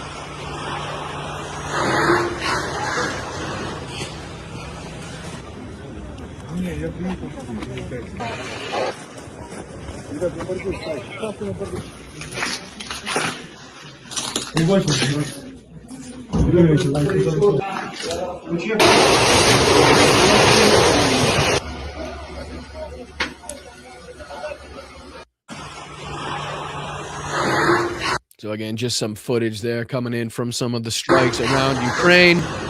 Unfortunately, it's something that we need to continue to talk about, continue to highlight, continue to show the need for support, the need for aid, the need for continued assistance that the Ukrainian people have. I know the Iran war has continued to take up the headlines, has continued to, take over the reporting as far as the mainstream media is concerned. But, we can't let the plight of the Ukrainian people and obviously the egregious war crimes that continue to be enacted by Russia go unnoticed, as it were. So want to make sure to continuously tell people and bring people into the fold and let people know what exactly is taking place night after night, what Vladimir Putin continues to be engaged in, what the Russian military continues to be engaged in. To do our part here for, utilizing this platform that we have for, the betterment of society, hopefully continue to show the war crimes and stuff that the Russians are perpetrated in. So let's just see if we can bring this one on the screen as well, because this has given us some pretty good insight. This is by United 24. And this is just talking about how Kupiansk was turned into a living hell for the Russians. And I just want to see if this can give us some, some insight, some kind of, some new details on how the frontline movements are happening, kind of the plight of the Ukrainian military themselves, what they were forced to go through, and how successful they are at again, engaging the Russians and forcing them back and making them pay for every square inch. So again, this is put out by United 24, April 15th. So yesterday, talking about how Ukraine turned Kupiansk into a living hell for Russians. And this gives the full breakdown. So let's see if we can dive into a few minutes of this. Let's see if we can get some insight into kind of how the Ukrainians were able to get this territory back and keep the Russians for, again, taking over this plot of land. Let's see. Kupiansk. The year is 2026. This is one of the Russian army's biggest failures in recent times. In just a few months, the situation changed from this Твердо стоим, стояли и будем стоять на своих позициях в городе. To this. In our video, we will show you the complete timeline of how it all went down, analyzing footage from both sides. Покидаем пока позиции. Слава богу, только один тяжелый, все остальные живы. To better understand the situation, we need to go back a little. Here, you can see the results of various Russian assaults on Kupiansk. A lot of equipment was lost here, bringing little to no results. So, the Russians needed to come up with something, and they did. They launched an operation nicknamed The Pipe. For weeks, Russian infantrymen slipped through gas pipes. This is crazy. This is crazy. And again, just showing you the danger posed to them by drones, the amount of drones that Ukraine has up there, and again, the different routes and paths that they're having to choose to try to get their people, infiltrated into these different areas, having to go through like kilometer-long gas pipelines. Wait till you see how they're literally pulling themselves through these pipelines like fucking, I don't know, what's the like a Shawshank Redemption, and the guy's crawling through the fucking, he's crawling through the pipe out of the prison. Check this out. Into positions. Look at this. I mean, this is craziness. This is like, the Great Escape, right? How they talked about the escape from the Nazi POW camp. Everybody knows the famous movie, The Great Escape. Hopefully you know the famous movie, but this is like the same system that they had set up, kind of like a pulley and train system where you had to get down on your stomach because the pipe was so tight and you kind of had to pull yourself down. Well, this is how they're talking about. This is like a 4-kilometer long pipeline that they have to pull themselves through. I would not want to be trapped in that fucking pipeline while there's bombs being dropped all over the fucking place, while drones are exploding above your head. If that pipeline cracks, if something fucking collapses in upon you on that thing, you are screwed. We're pushing each other in our carts, basically, he says. Look at it. It's just like a handmade fucking little truck with, 4 wheels, something that they could just lie down on and kind of pull themselves through this pipe. It's crazy. 4-kilometer long pipe. A 4-kilometer long pipe. Like, just think of the fucking, the necessity that they would have to have in order to try this and how dangerous it must be, again, above ground, where they would even think of trying to attempt something like this. But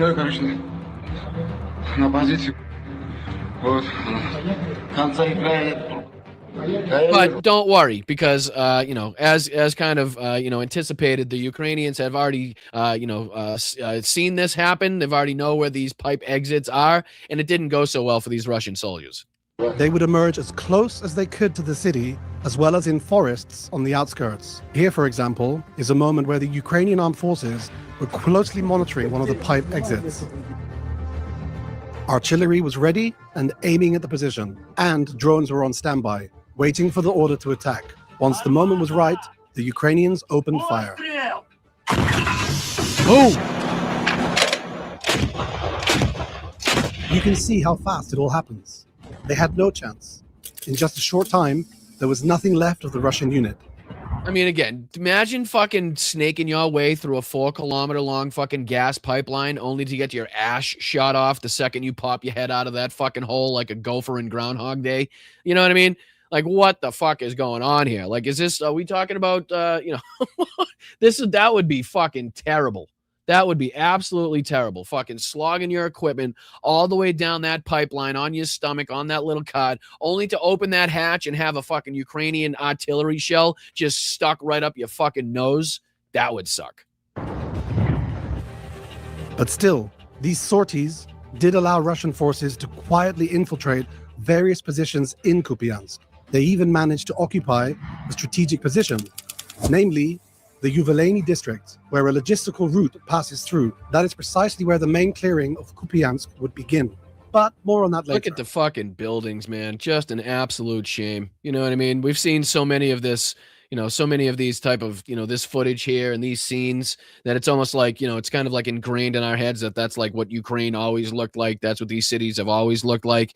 And it's just so fucking disheartening to go back and look. And we watched one the other day. I think it was a Kalen Robertson video where he was talking about, what Kharkiv used to look like and what Kherson used to look like. And, the people out in the markets and like the color of the area. And now it's just nothing but, black and white, gray, destruction, bombed out buildings, uninhabitable areas, and it's just an absolute fucking shame. It really is. Of Kupiansk would begin, but more on that later. We'll start from this moment. It clearly shows what many military analysts have called Russia's biggest mistake. Russian infantrymen, wanting to win favor with their command, are seen here brandishing flags to signal. This is the flag gate that we were talking about, I think, a couple weeks ago at this point, where the Russians were basically trying to infiltrate, 2 or 3 of their soldiers, even in some cases, one of their soldiers behind enemy lines, get them to this well-known geographical area or some sort of landmark or something like that, that is supposedly or supposed to be firmly in the hands of the Ukrainians. Go out there, take a picture with your Russian flag, let a drone or a satellite take your picture. That way they could geolocate it, and then you could go out there and you could claim that you guys had full control over that establishment, over that village, over that town or city or whatever it was. And then you could go back to your higher ups, report that you have captured it, thus getting you guys, some sort of kickbacks, and then they could take it up to the higher ups, and everybody's then trying to lie to the people above them about the amount of territory that they've had or taken over. And then they utilize these kind of propaganda pictures where it's like, here, like, obviously we have taken over the territory. Here's a Russian soldier holding a Russian flag. Inside of that, you can geolocate it. There's the landmark behind them. Like, they've taken a lot of those inside of the, outside of the towns where they have the Ukrainian monuments or the sign that'll have the town name. That way it's pretty obvious as to where they are. But, it hasn't gone well because a lot of these people, if not a large portion of the soldiers that were able to get these pictures taken, weren't living not much longer after this picture was taken, right? They didn't make it back to their fucking people. They didn't make it back to their side. They did manage to take these pictures, and then they were either beaten to death or they were shot or they were droned or they were fucking hit with some artillery, and they never made it back. The capture of the area. But here's the catch. Ukrainian drones are watching all their movements. Suspecting nothing, the Russian soldiers push into this building. A moment later, an FPV strikes. Bye-bye. The building is engulfed in flames, though the Russian soldiers manage to escape. But shit. Not for long. A second drone is waiting for them.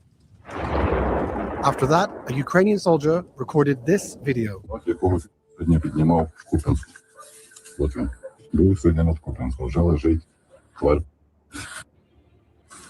Короче, This is basically, we beat the shit out of them. So this is the flag that we saw, again, in one of those videos inside of Kupiansk, where the Russians tried to make it seem like they had more control or had taken over a part of the territory that they didn't. Unfortunately, they either ran into Ukrainian drones or Ukrainian military personnel in general there, to be more specific, got their ass kicked. There's the fucking flag to prove it, and the other person is no longer here to kind of recount the story. There were many cases just like this, which gave the impression that the pipe operation was going according to plan. At the end of October, the Russian command reported that Kupiansk was captured. Соединения группировки «Запад» освободили город Купянск и продолжает уничтожение формирований вооруженных сил Украины, окруженных на левом берегу реки Оскол. Here's what's interesting. Back at the beginning of October, the Ukrainians had already begun a counterattack. And I will show you And now. we've seen this multiple times now, where the Russians have claimed to take over a territory. You'll even hear the leadership go out there and tell Putin and claim to Putin that they've taken over the territory. Meanwhile, you go to the maps, you look at the deep state map, you look at what's actually taking place on the ground, and there's still substantial evidence to suggest or prove outright that the Ukrainians have not been pushed out of that territory, that they still do control firmly some portion of the territory that Russia claims to hold, 100% in its entirety. So a lot of these situations that we've seen here where Russia has, again, been trying to lie, to propagandize, to get their people out to take pictures, to try to prove themselves as doing better than they actually are on the battlefield. How it all went down. It started with the liberation of these villages. In this footage, we can see a search and strike operation. Ukrainian soldiers have discovered a Russian unit in one of these buildings in a village to the south of Kupiansk. The group is advancing along building perimeters while trying to hide behind the foliage and trees.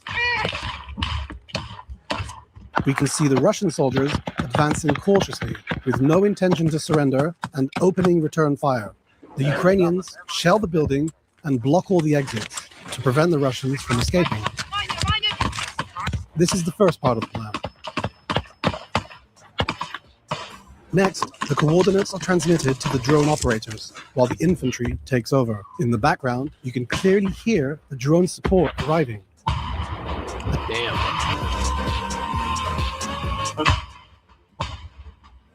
They deliver crushing strikes, leaving the Russians no chance. Most importantly, this doesn't expose the infantry to any unnecessary risk.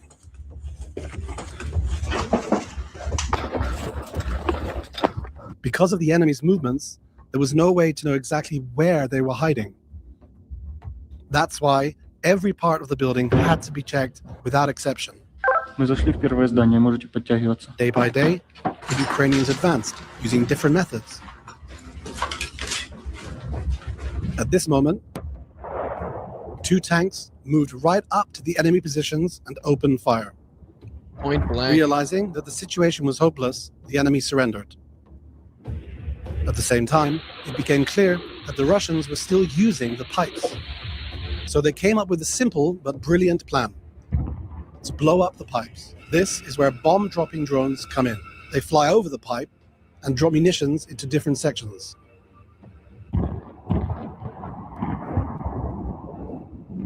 The underwater section of the pipe is also destroyed, flooding the routes of advance.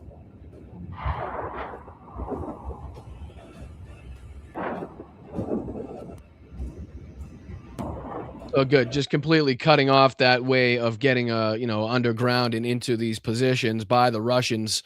Again, not just enough to know where they're coming out, because again, like they said, there were eventually some of the Russians that were able to get infiltrated into these different areas. So better to just blow these tunnels up, not allow them to utilize them to begin with. And again, this is just kind of showing slowly how the Ukrainians were able to kind of claw back their positions here in Kupiansk. As a result of all these actions, the enemy troops in Kupiansk gradually became encircled. The Ukrainians realized they need to seize the moment, and the assault on the city begins. Ukrainian drones conduct reconnaissance around the clock to identify the enemy's positions. Look, for example, at how thoroughly the soldiers check every corner in this house on the edge of Kupiansk. Just look at the destruction, though. I know I said it before, but it really is fucking mind-blowing. It's really, really disheartening and depressing to kind of see the state of these towns and cities and villages after the Russians have, shelled and bombed and missiled and droned and fucking came in and raped and pillaged and plundered basically everything that they could get their hands on. But you can't check every basement, so they use a standard tactic instead, as you can see here. Before the assault, the group commander gives instructions. You need to approach the building, throw grenades, enter, and clear it. The soldiers move out across fairly open terrain. And again, this is giving some pretty good insight, is showing us exactly, kind of how this is done. I know it's one thing to go in and say, the Ukrainians were able to do this in Kupiansk.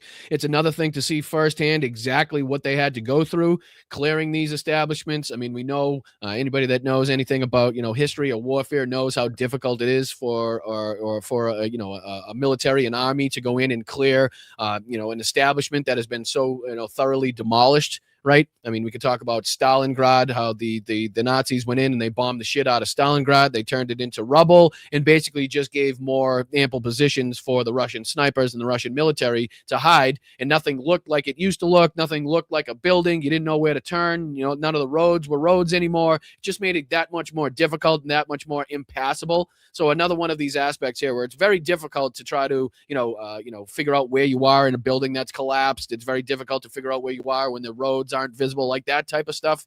So to see that they were so kind of thoroughly going through these buildings and clearing out every single basement, every single room, just shows you how intent they were on getting all of the Russians out of here, not leaving anybody behind, so that they could sneak up on them behind them.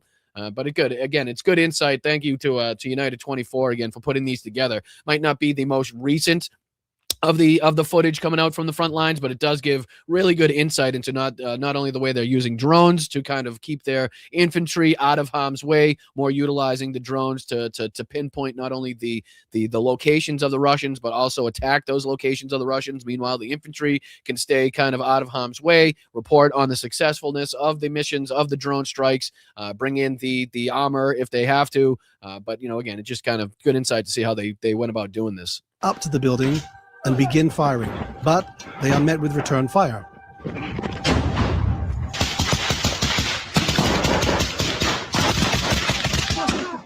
Grenades go in, but the enemy doesn't surrender.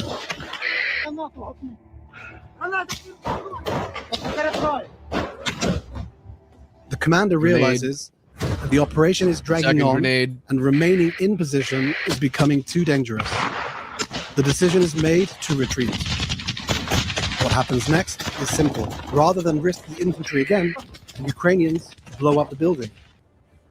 So you see that? So you know what I mean? So the ability they have, or the awareness they have to try to keep their infantry safe to a certain extent here, where they recognize, the infantry recognizes, hey, this is probably not the best position for us to be in. Better for us to pull back. Let's utilize the drones that we have. Let's utilize the other capabilities that we have to keep ourselves, from getting fucking shot up, from getting blasted, going in to get these, 1 or 2 Russians that are hiding in there, or whoever's hiding there. You know what I mean? So they pull back, send in the drones, send in the missiles, and say, fuck it. You know what I mean? The building was a lost cause to begin with. No reason to let it sit there while these people occupy it and shoot at us. So might as well just take it out. And this became the new strategy. The clearing continues. In this building here, reconnaissance spots the enemy. 3 Ukrainian soldiers of the 2nd Battalion move in to attack. 2 provide cover, while the 3rd plants an anti-tank mine. After the mine is set, they quickly leave the premises. In just a matter of seconds, a massive explosion rings out. Here is another incident. At this moment, Ukrainian fighters are stealthily approaching a multi-story building occupied by the enemy.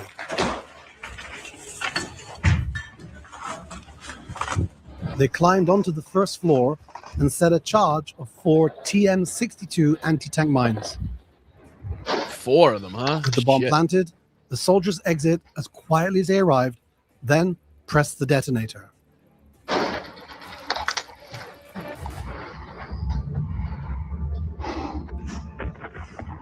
A powerful explosion collapses all 10 floors. Wow. And now, let's return to that key sector of Kupiansk that I mentioned earlier, the Yuveleny district. Russian saboteurs managed to secretly penetrate deep into the Ukrainian defense and entrench themselves in these high-rises. This created a critical threat to the supply for the Ukrainian troops because the main logistical artery of the city passes right here. The command makes the only possible decision, the immediate and complete elimination of the threat. At this point, the Skala regiment joins the attack. Before the start of this highly complex combat mission, the commanders rally the unit. Drone operators maintain constant surveillance. Any movement in the gray zone is immediately met with heavy fire. Again, it's just, you look at that and it's pretty clear that there's really not many fucking places to hide out there, right? And with the advent of drones, obviously these drones that can just kind of hover and loiter above the battlefield, obviously the powerful imagery that they have on the drones. I mean, it's there's no place to hide. There's no place to run to. It's no longer like you're getting into a shelter or a building like this and you can consider yourself safe. The explosive charges on the drones are growing by the day. The size of the targets that they're able to take out is growing by the day as well. So it's like, it's ever more apparent that, you're rapidly running out of places to hide, if there are any left whatsoever, now that the drone war has fully taken over as far as what's taking place on the battlefield. I mean, it's just views like this, right? There's just drones sitting there hovering these fucking totally demolished buildings. Anything that moves, any heat signature, anything like that pops up is automatically getting flagged, automatically getting observed. If that leads to, further action, if that leads to them going back to, more of their more of their people, more of their military, then they're getting taken out, right? If they see guns, if they see weapons, if they see anything, it's very clear right off the bat. It's just crazy. Fire. But the Russians are deeply entrenched in the basements. Smoking them out is proving very difficult. In this footage, we see that the Russians have barricaded the entrance, making it impossible to reach them. Initially, the Ukrainians use a drone, but several strikes yielded no results. The The infantry cannot be risked, so once again, the decision is made to blow up the building. The Ukrainian soldiers get close and lay the munitions. The blast tears through the building from all sides. The Russians have nothing left to do but surrender. Then, on to the next building. The strategy is the same. It begins with reconnaissance. Next, several soldiers approach and plant the munitions, and a powerful explosion follows. In this way, the soldiers of the Skala regiment secure building after building.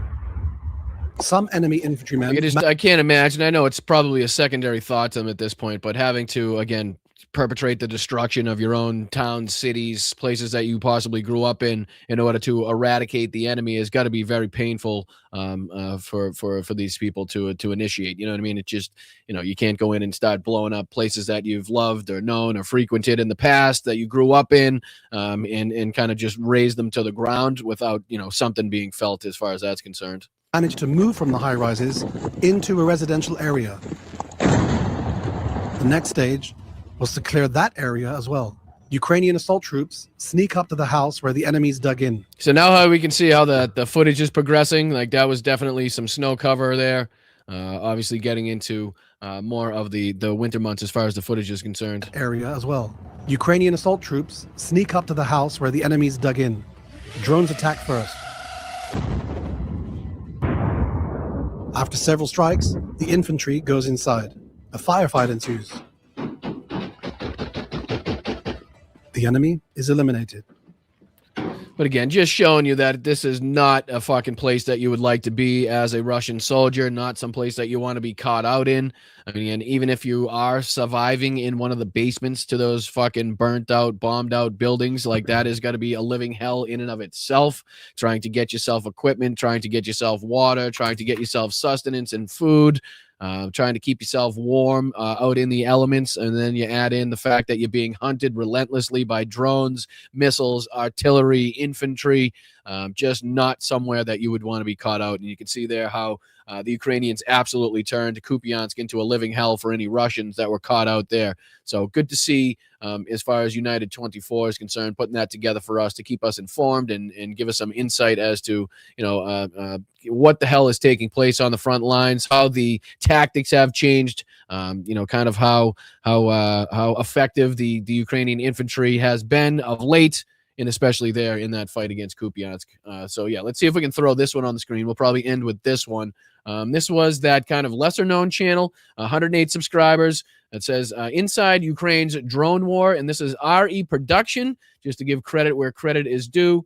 23 minutes and 16 seconds. Probably not going to get into all of it, but I do believe it gives some pretty good insight to the drone war above and beyond what we've already seen. So let's see if we can dive into a couple minutes of this. I really do appreciate you guys sticking with me. I know a lot of people, somewhat, I don't know if they tune out, so to speak, but it's kind of not up to everybody's speed, so to speak, to be diving into the Ukrainian war this in depthly, but it is my passion.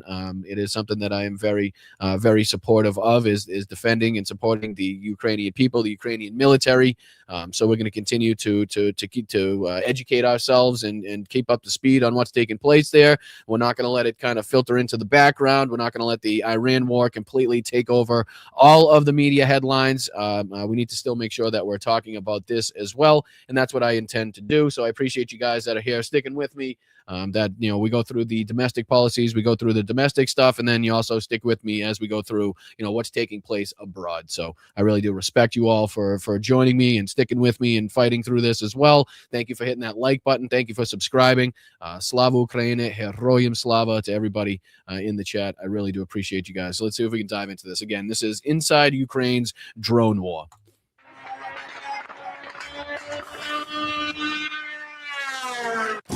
Jeez.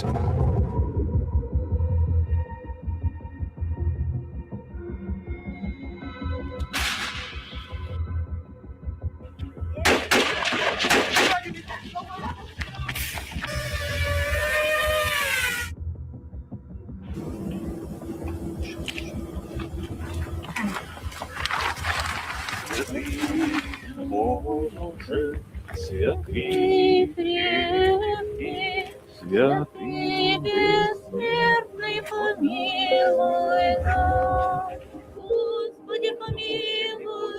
Sometimes when I close my eyes, I see faces.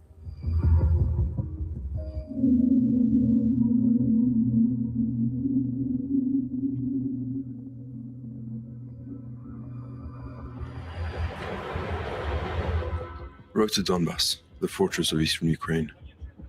Covered with nets to stop the small, deadly Russian drones, the new feature of this ongoing war. We are embedded with a group of medics who are on their way to a dangerous mission, to evacuate the number of Ukrainian casualties. I wanted to do the best I can to do my mission in this war. Cannot tell that I was not afraid. I was afraid because it's all new. I understood that being a medic, being a doctor in Ukraine is very hard. We're all going to die. It's irreversible. And I think that before that happens, we should do all the best we can to make this world a better place. And when they are dying, I just I have a moment when I think, for what? They have wives, they have girlfriends, they have parents, and they had their life, their purpose in life. They were happy, maybe they were sad, and their life ended for us.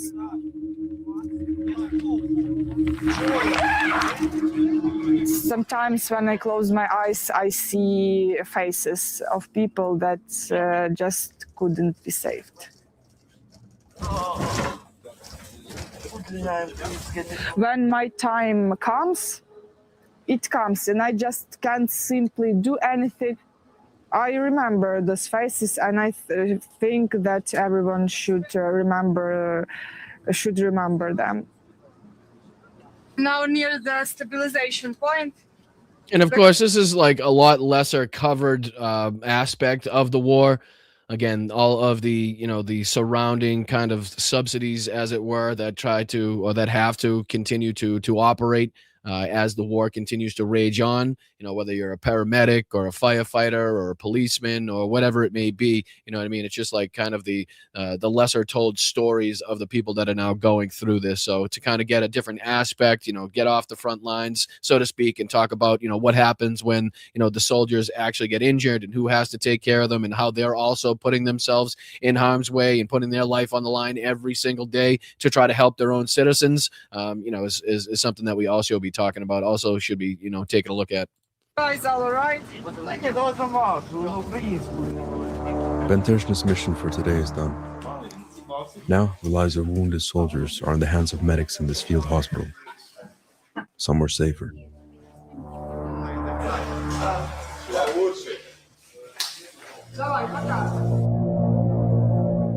The Russian invasion of Ukraine is entering its 5th year, with no clear signs of an end on the horizon. Ukrainians are struggling with manpower to fill their trenches. Here at this training ground, a group of new recruits are learning how to face their enemy. They learn how to use their weapons, move about, aim, and This is crazy because this is the same exact type of octagon, basically, that we were fortunate enough to get to visit. They took us around these polygons, as they call them, basically their training facilities, their training sites, basically out in the middle of absolutely fucking nowhere, dug into the sand, dug into the fucking hillsides, dug into the ground wherever they can, and they set up, shooting ranges for tanks. They shoot up, training regiments for different, trainees, different groups that go in there, and a lot of it is put together with outside resources, outside help. I know that there was a lot of Finnish support for the polygon that we were fortunate enough to visit. Can you post a link to the Ukraine chat wants it? Yeah, what the first one or this one? Is it this one or the first one? I'll throw both of them in the chat for you guys. Appreciate you, Tiff. Let me throw this one in there. This is from the United 24 one. So just copy, paste in the chat. This is from the United 24 one detailing the Kupiansk And then I'll give you this one that we're watching now, which is the RE Productions one, which is in the chat right here. Copy, paste. And this is this one that we're watching here. So that's the one that I just posted there, the one that's on the screen here. But yeah, so to see these type of actions and drills and training going on at these polygons is it's eye opening. It brings back a lot of the memories of seeing what we saw and the soldiers that were so kind to show us around and to take time out of their fucking busy schedules to make sure that we understood what was going on where, what was being utilized and how it was being utilized. The money that has been coming in, the funding and people that were donating. There was tractors there that were donated. The wood, the tires. I mean, just everything there was donated from outside resources to make it possible for them to build these sites so that they could train their troops on all of these different missions, all of these different things that they have to be up to speed on. So to see this is again, it's kind of weird. I gotta say, not weird, but you know what I mean. As having seen it firsthand, it's kind of crazy.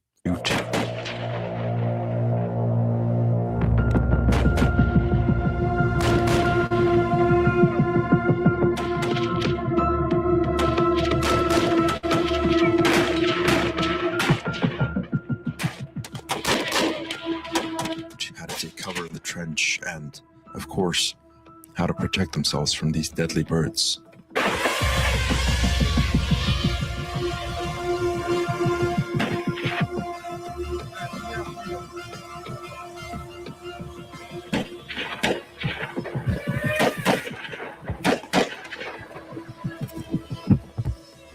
All of the same things. It's fucking crazy. All of it. The nets, setting up the bunkers so you could, get the active trench feel of what was going on in some of the front lines, some of the positions in the front lines, the people, going with drones overhead so they could get used to the sound, what it sounded like when it was close, what it sounded like when it was moving away from you, what it sounded like when it was moving closer to you, so that you could get that accurate depiction of kind of maybe where it's going, where it's coming from.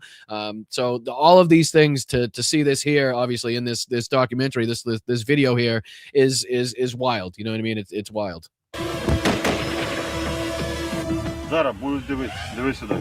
Hegseth is a battle-hardened trainer. He's been fighting Russia for the past 10 years, long before the full-scale invasion of Ukraine. Як вам сказати? Я на війні з 15-го року. Я вже навіть не можу уявити, що я буду робити, коли її не буде. He's been at war for the last 10 years, basically saying that he can't imagine what he's going to do, if in fact and when this war ends. You know what I mean? It's basically all they know. This is, a lot of people forget that this has been going on a lot longer than just the full-scale invasion in 2022. I mean, 2014, the Little Green Men, Crimea, the fight for, independence, the fight for, removing the control of Vladimir Putin and the Kremlin over their country. Like, this is a long-standing fight, well beyond just a full-scale invasion. A lot of people have to continuously remember. These drones have changed the way both sides fight.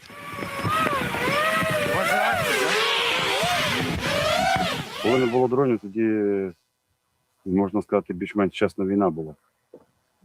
А зараз б'ють на креслі і все. Кліпають, то небо засіяно. Саме, щоб не було шахедів, була повинна зовсім друга, вже давно ми їх вибили. А так.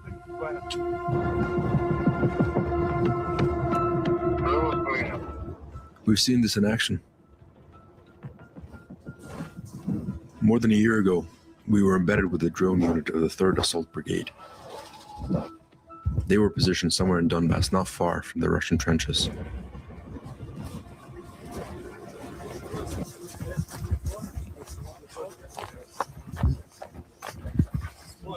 We had to rush into the trenches to not be spotted by the Russian drones.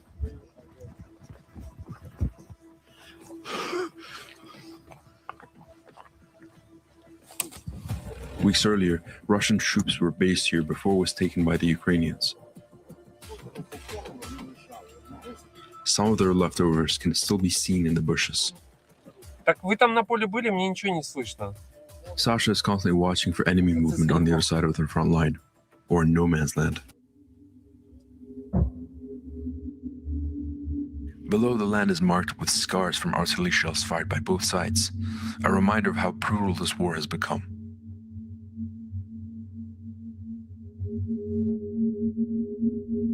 background, artillery fire can be heard every few minutes. Sometimes loud enough that you have to check around you to feel comfortable, to feel safe.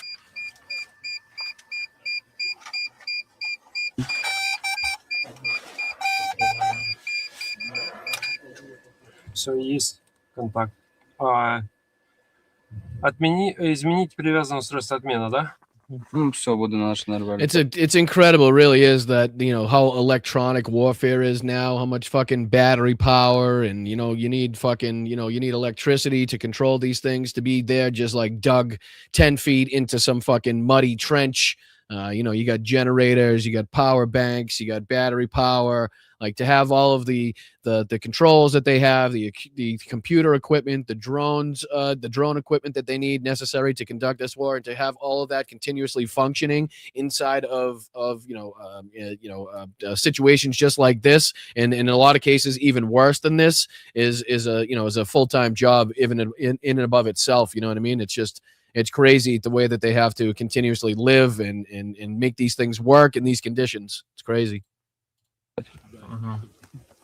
Що з камерою, блядь, стоїть? О, все, заебись. Підключила дрон? Half the time I can't connect to the fucking Wi-Fi, you know what I mean? And these guys are in muddy trenches trying to work out the most technologically advanced, drone systems of war, weapons of war that have been kind of, that have been thought of lately.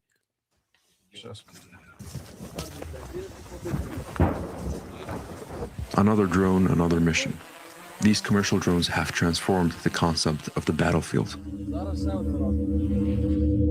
Both sides of the conflict rely heavily on them for surveillance and for assaults.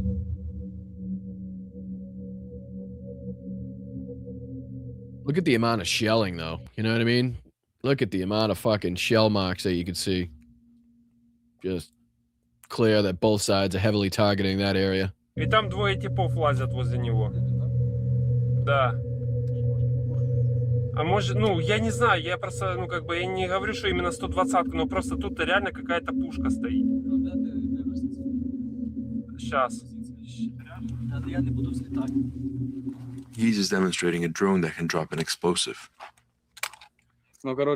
Включаєш на дроні світло, підсвітку нижню. Simple and deadly. I mean, just look at the fucking thing, Like, that could probably fold up. You could put it in your fucking back pocket. You know what I mean? That is just wild. And even the munition on the bottom of it, even the grenade type style, munition that it's carrying. I mean, look how small that is, right? But to pack a punch deadly enough to make sure that it takes you out and your friends and a couple people that are standing around you, I mean, that's all you need. That's all you need. These cheap, effective drones that carry this, simple munition on the bottom of it. And if you can fucking manufacture enough of these, if you can get enough of those up in the air, then you're going to cause the fucking enemy a whole lot of problems.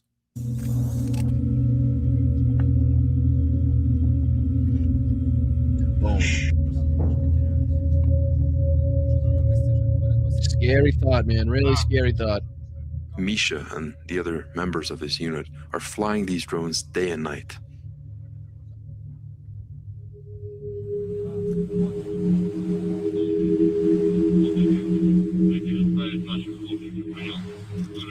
And again, I think he said this is about a year ago when he was embedded with this crew. So probably a little bit before the, kind of the spike in fiber optic drones. I may be a little off on the timing of that, but I'm sure there were some in use, absolutely, obviously. But the explosion of the use of fiber optic drones, I think, has been something kind of a little bit more recent. So even to that effect, like even since this video has been filmed, or even since this footage was filmed, the amount that drone war has progressed and changed even since then is wild, right? You know what I mean? So we could see these towns and villages that are basically just, inundated, covered right now in fiber optic cable from the different drones flying back and forth. I mean, it looks like, it looks like an entire village has been covered in like this ginormous fucking spider web in some cases. But you can see just kind of how, the explosion of fiber optics, and again, how drone warfare has changed so rapidly that even since this was filmed about a year ago when he was embedded with this, this drone crew, that it has changed so substantially.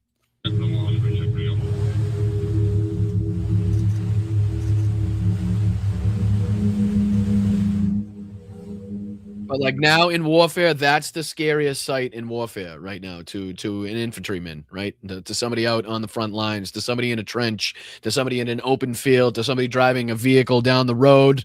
You know what I mean? To an APV, to anything right now. That's kind of the scariest sight you can see. That's the scariest sound you could hear is the drone rapidly creeping up into your position. So it's just remarkable how it's managed to change warfare.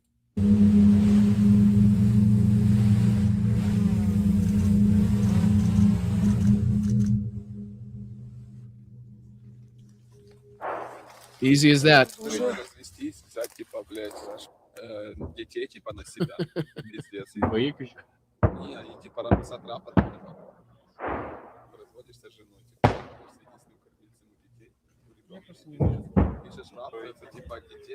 A little example of some of the doc humor, the doc conversation that goes on in the trenches on the front lines, as you can see there. But I'll throw this. I'm going to throw this link in the chat for you guys again, just in case you guys wanted to. You wanted to check this out in case you guys missed the first time I put it in the chat. This is the documentary that we're watching now. It goes on here. Like I said, it's about another 20 or so minutes going on with that documentary, just giving you some really good looks at some insight to, the way that they have to engage in this drone warfare, the way that they have to continuously keep these things up and running, how they have to continuously resupply and get the battery power and get the electricity. Again, while all dodging the drones coming from the Russian side at the same time. So, it's a pretty good look, pretty good insight as to what takes place on the front lines. And, I try to kind of, dip and dive and dodge into different areas of the war so we can kind of stay consistent. And we're talking about the civilians and we're talking about, honestly, the drone operators and the medics and the firefighters and obviously what's taking place on the front lines and obviously the successful strikes behind enemy lines, both inside the occupied territories of Ukraine and inside of Russia. So every show we try to kind of hit a different portion, a different piece, cover a different aspect of what's going on in Ukraine to make sure that we are continuously highlighting what's taking place,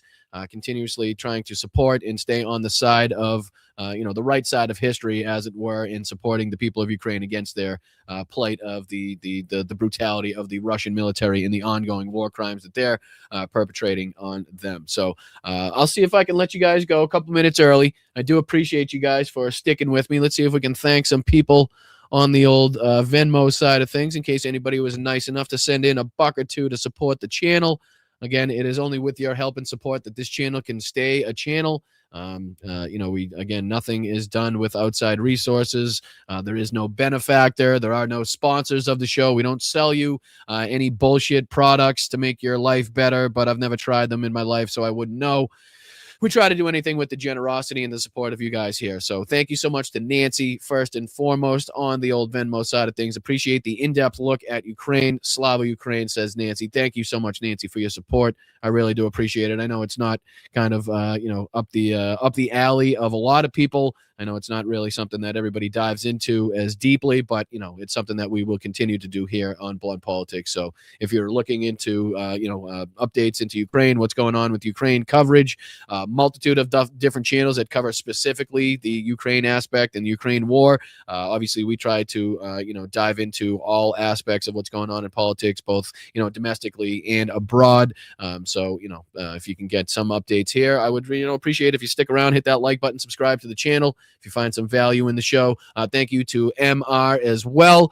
Covers the cost of a gallon of gasoline into Metro Boston. I tried to tune in to each of your shows. Thanks for your common sense. Thank you so much, MR. I appreciate that. Thank you for your contributions. And then everybody over the last couple days, Geneva, thank you so much yesterday for that amazing contribution that you gave. Thank you so much to Allison for being a fantastic supporter of this channel. Thank you so much to Yakov for everything that you do for this channel, whether it be in the chat, whether it be sharing the show out or contributing here financially. I really do appreciate you guys. V Soya, Teague H, thank you so much to Teague. Very much appreciate all the insights, the support, and the help that you guys have been showing the channel. Rochelle, over the last couple days. Tom, Alta Boy, very much appreciate you as well. So everybody that's contributed over the last few days, want to make sure that we continuously highlight and thank you guys, because you guys are the backbone of this community. And again, I don't understand channels that, just kind of take your money, take your support, don't thank you, don't highlight, what you guys do every day for the channel. It really makes me sick to see some of these other channels not recognize, not highlight, not give you guys the credit that you guys deserve, not give you the recognition that you deserve, and how much you support these channels and are the main reason that these channels grow and continue to be a thing. So you guys deserve all the credit and respect in the world, and I hope that I give that here to you. So, all right, let's jump over to the YouTube side of things. Thank everybody over here, as we always do. Tomas, thank you so much for everything that you've been doing, brother. Really do appreciate you and your support. Go Brian, Slava, Ante Fesh, right there with you. Congratulations and thank you on 26 months of being a member. Just goes to show your incredible loyalty, your incredible support for the channel. So, Tomas, hope you're having a wonderful day. Hope the sun is shining where you're at. Enjoy the rest of your day, my brother. Thank you so much to Patrick for not supporting and not backing in any way financially to this channel. Oh, Patrick, you crack me up, brother. I appreciate you, man. Thank you so much for that. Thank you so much to Neely for becoming a new YouTube member. Very much appreciate you guys signing up to be new members. It goes and shows the algorithm that you guys are engaged in what you're seeing and that you like what you're seeing so much that you figure you want to be part of the community, part of the channel. So it goes a long way, Neely, in showing other people that they should be watching this show as well. So appreciate you for signing up. Thank you so much for what you do. Thank you so much to JD for the profanity bonus. As always, we try to put things bluntly here with adult speak. We don't kind of hold back. We definitely wear our heart on our sleeves, as it were, on this channel. So the profanity bonus they're very much appreciated and definitely needed, considering that YouTube is kind of reluctant to push out people that use big boy language, that use kind of adult speak and talk about these situations and things in such a direct manner. So again, it's kind of your help that I need to kind of overcome that that shortcoming, as it were. So JD is right there helping every show, and I can't thank him enough for it. Very much appreciated. Thank you, Yakov, for everything that you do, brother. Adding to JD Christie profanity bonus. Let's fucking go right away. Appreciate you, man. Thank you so much. JD, Neely, Patrick, Tomas, thank you all so much. Thank you, Greg, for your contribution as well. Can't wait till he quotes the Gospel of Samuel. Yeah, fucking Hegseth, man. Fucking Hegseth. Can't even understand it. Can't understand it. Did he know where that was from? Did he know it was from Pulp Fiction? Did somebody just pass that along to him and say, hey, this sounds like something you'd like? Like, how did that come to fruition? That's what I want to know. How did Pulp Fiction make it into Pete Hegseth's fucking scriptures? I'm not sure. But thank you so much to Greg. Thank you so much to Bry Guy here. Brian, I'm 67, and let me tell you something. The oldest tradesmen should be allowed to advise and teach, but at some point, that's all they should do. True. You know what I mean? I'm right there with that. You know, at some point, you're not as quick. You're not as physically able. You're not as quick-witted. You know, you don't have the reaction time in order to get some of the things done. But it doesn't mean that you don't still have the knowledge, right? Everybody, you still definitely have that knowledge. So, Bri, very on the nose as far as that's concerned. I appreciate your contributions. As always, appreciate you watching the show, for joining the community. Very much appreciated for you. SFL, let's go for the free hugs. Let's go and give your pets extra love. Yeah, I second that. Give them a treat. Nice little belly rub from Brian here. That would be nice. Obviously, SFL as well. So thank you, SFL, for everything that you do. Thank you for your kind contribution and the free hugs. I'm always up for a free hug. I love hugs. I'm a good hugger. Thank you, Adam, my brother, not only for being a great mod down there, for everything that you do. Hopefully we can continue to get you the support and help that you need. Obviously, after the storms and the troubles that you've been through, we've been consistently trying to share out, the GoFundMe for Adam.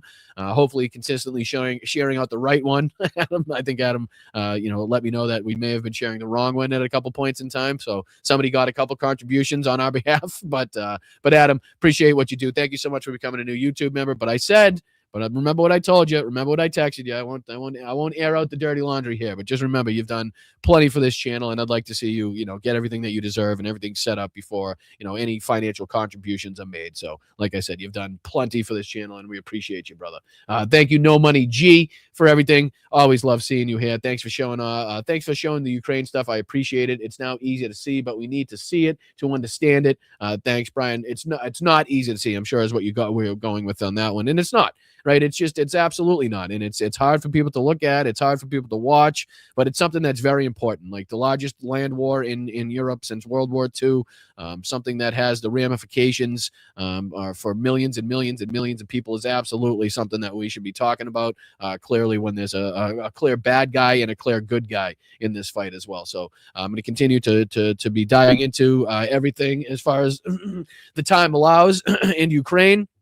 And I appreciate you guys for sticking with me. I really do. No Money G, Adam, all of you guys for allowing me to, to dive into this stuff and to cover this stuff. It's really appreciated. I really do. Thank you guys for the support and allowing me, the opportunity to do this. I really do. And lastly today, thank you so much to Bingo M5Q. Let's fucking go, for being a member for 6 months. Appreciate you, Bingo. Hope you're having a wonderful day. Hopefully the sun's shining where you're at. And thank you guys so much for your kind contributions. I know some months are better than others.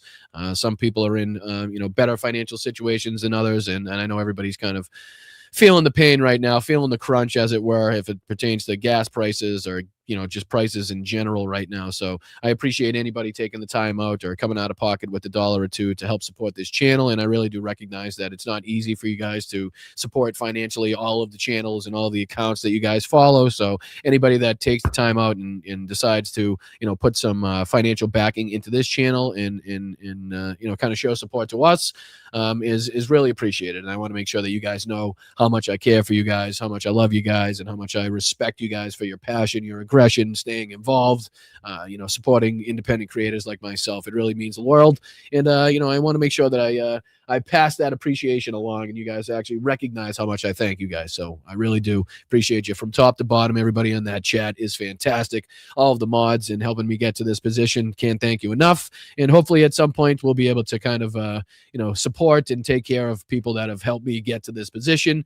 Hopefully someday we'll make this a profitable venture. But until then, we're going to keep scraping by. We're going to keep fucking fighting, no matter how bad it is, no matter how bad we have to try. So thank you guys. I will see you tomorrow for the Friday show, the end of the week roundup. We're going to see what bullshit happened this week. We're going to see what bullshit happened between this show and tomorrow that we have to cover. So join us tomorrow on the Friday show, the end of the show wrap up, the end of the week wrap up, I should say, 2 p.m. here on the East Coast. That's 11 a.m. on the West Coast and somewhere in between, depending on where you live. So see if you can hit that notification bell. It should, at some point, if it's working right, tell you when I go live or when I post a video or a post or a short or anything like that. I've been trying to post more content from these lives. So if you guys could share out not only the live stream, but also the shorter clips that come from the live streams that I'm posting, that would go a long way in trying to, build this community and build this platform up to the position that we want. So thank you again to all the mods. Love you. Appreciate you. Couldn't thank you enough for everything that you've been doing.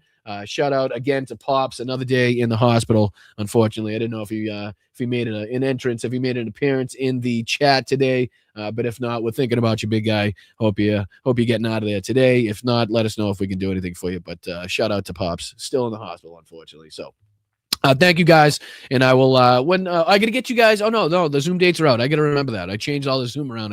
I keep thinking and remembering that I gotta fucking give you guys the Zoom dates, but they're all out there. Every Monday, all you gotta do is hit the website, check out bostonbrian.com. That gives you a link to the merch site. That gives you a link to all of my social media platforms. That gets you a link to my Patreon account. That gets you a link to the Zoom calendar, so you guys can check out when the Zooms are. So every Monday, and it pertains to a different category of the Patreon. So check out when yours are. And so bostonbrian.com for all your information. So again, if you have any questions, comments, concerns, check out bostonbrian.com. Check out patreon.com/bostonbrian. You can sign up for a YouTube membership just underneath me for less than a gallon of gas. See if you can think about supporting the channel. All right, I'm out of here. I'll see you tomorrow. Happy Thursday. Get out, get some sun in your face, get out there, get some fresh air. Relieve yourself of the stress, people. Relieve yourself of some stress, all right? And I'll see you tomorrow. Check back in tomorrow. I appreciate you guys. I'm out of here. Later.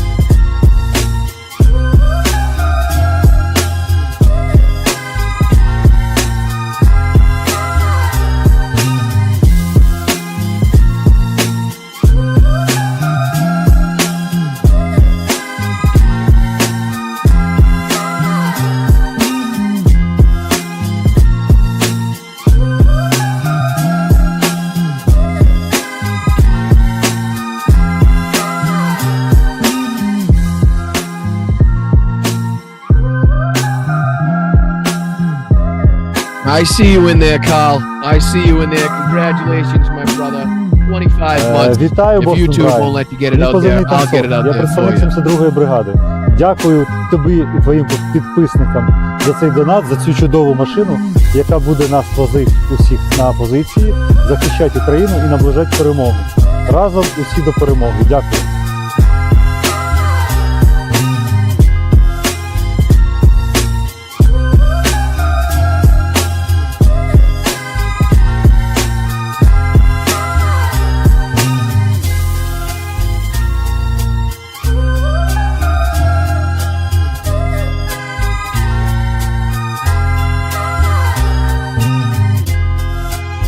I'm standing up here bashing the living shit out of Nazis.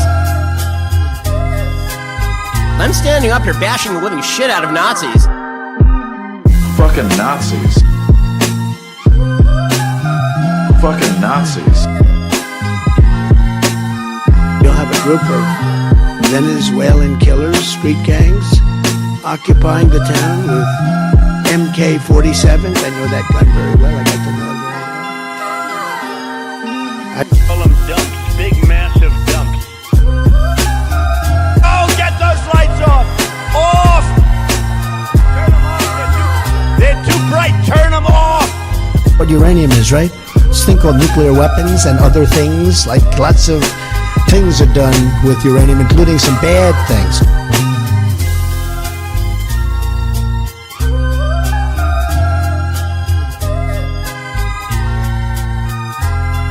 Вітаю, Бостон Брайан. Мій позивний танцор. Я представник 72-ї бригади. Дякую тобі і твоїм підписникам за цей донат, за цю чудову машину, яка буде нас возити усіх на позиції, захищати Україну і наближати перемогу. Разом усі до перемоги. Дякую. Yes, of course, hence the name. Movement, it moves a certain distance, then it stops, you see. A revolution gets its name by always coming back around in your face. You tried to kill me, you son of a bitch. So welcome to the revolution.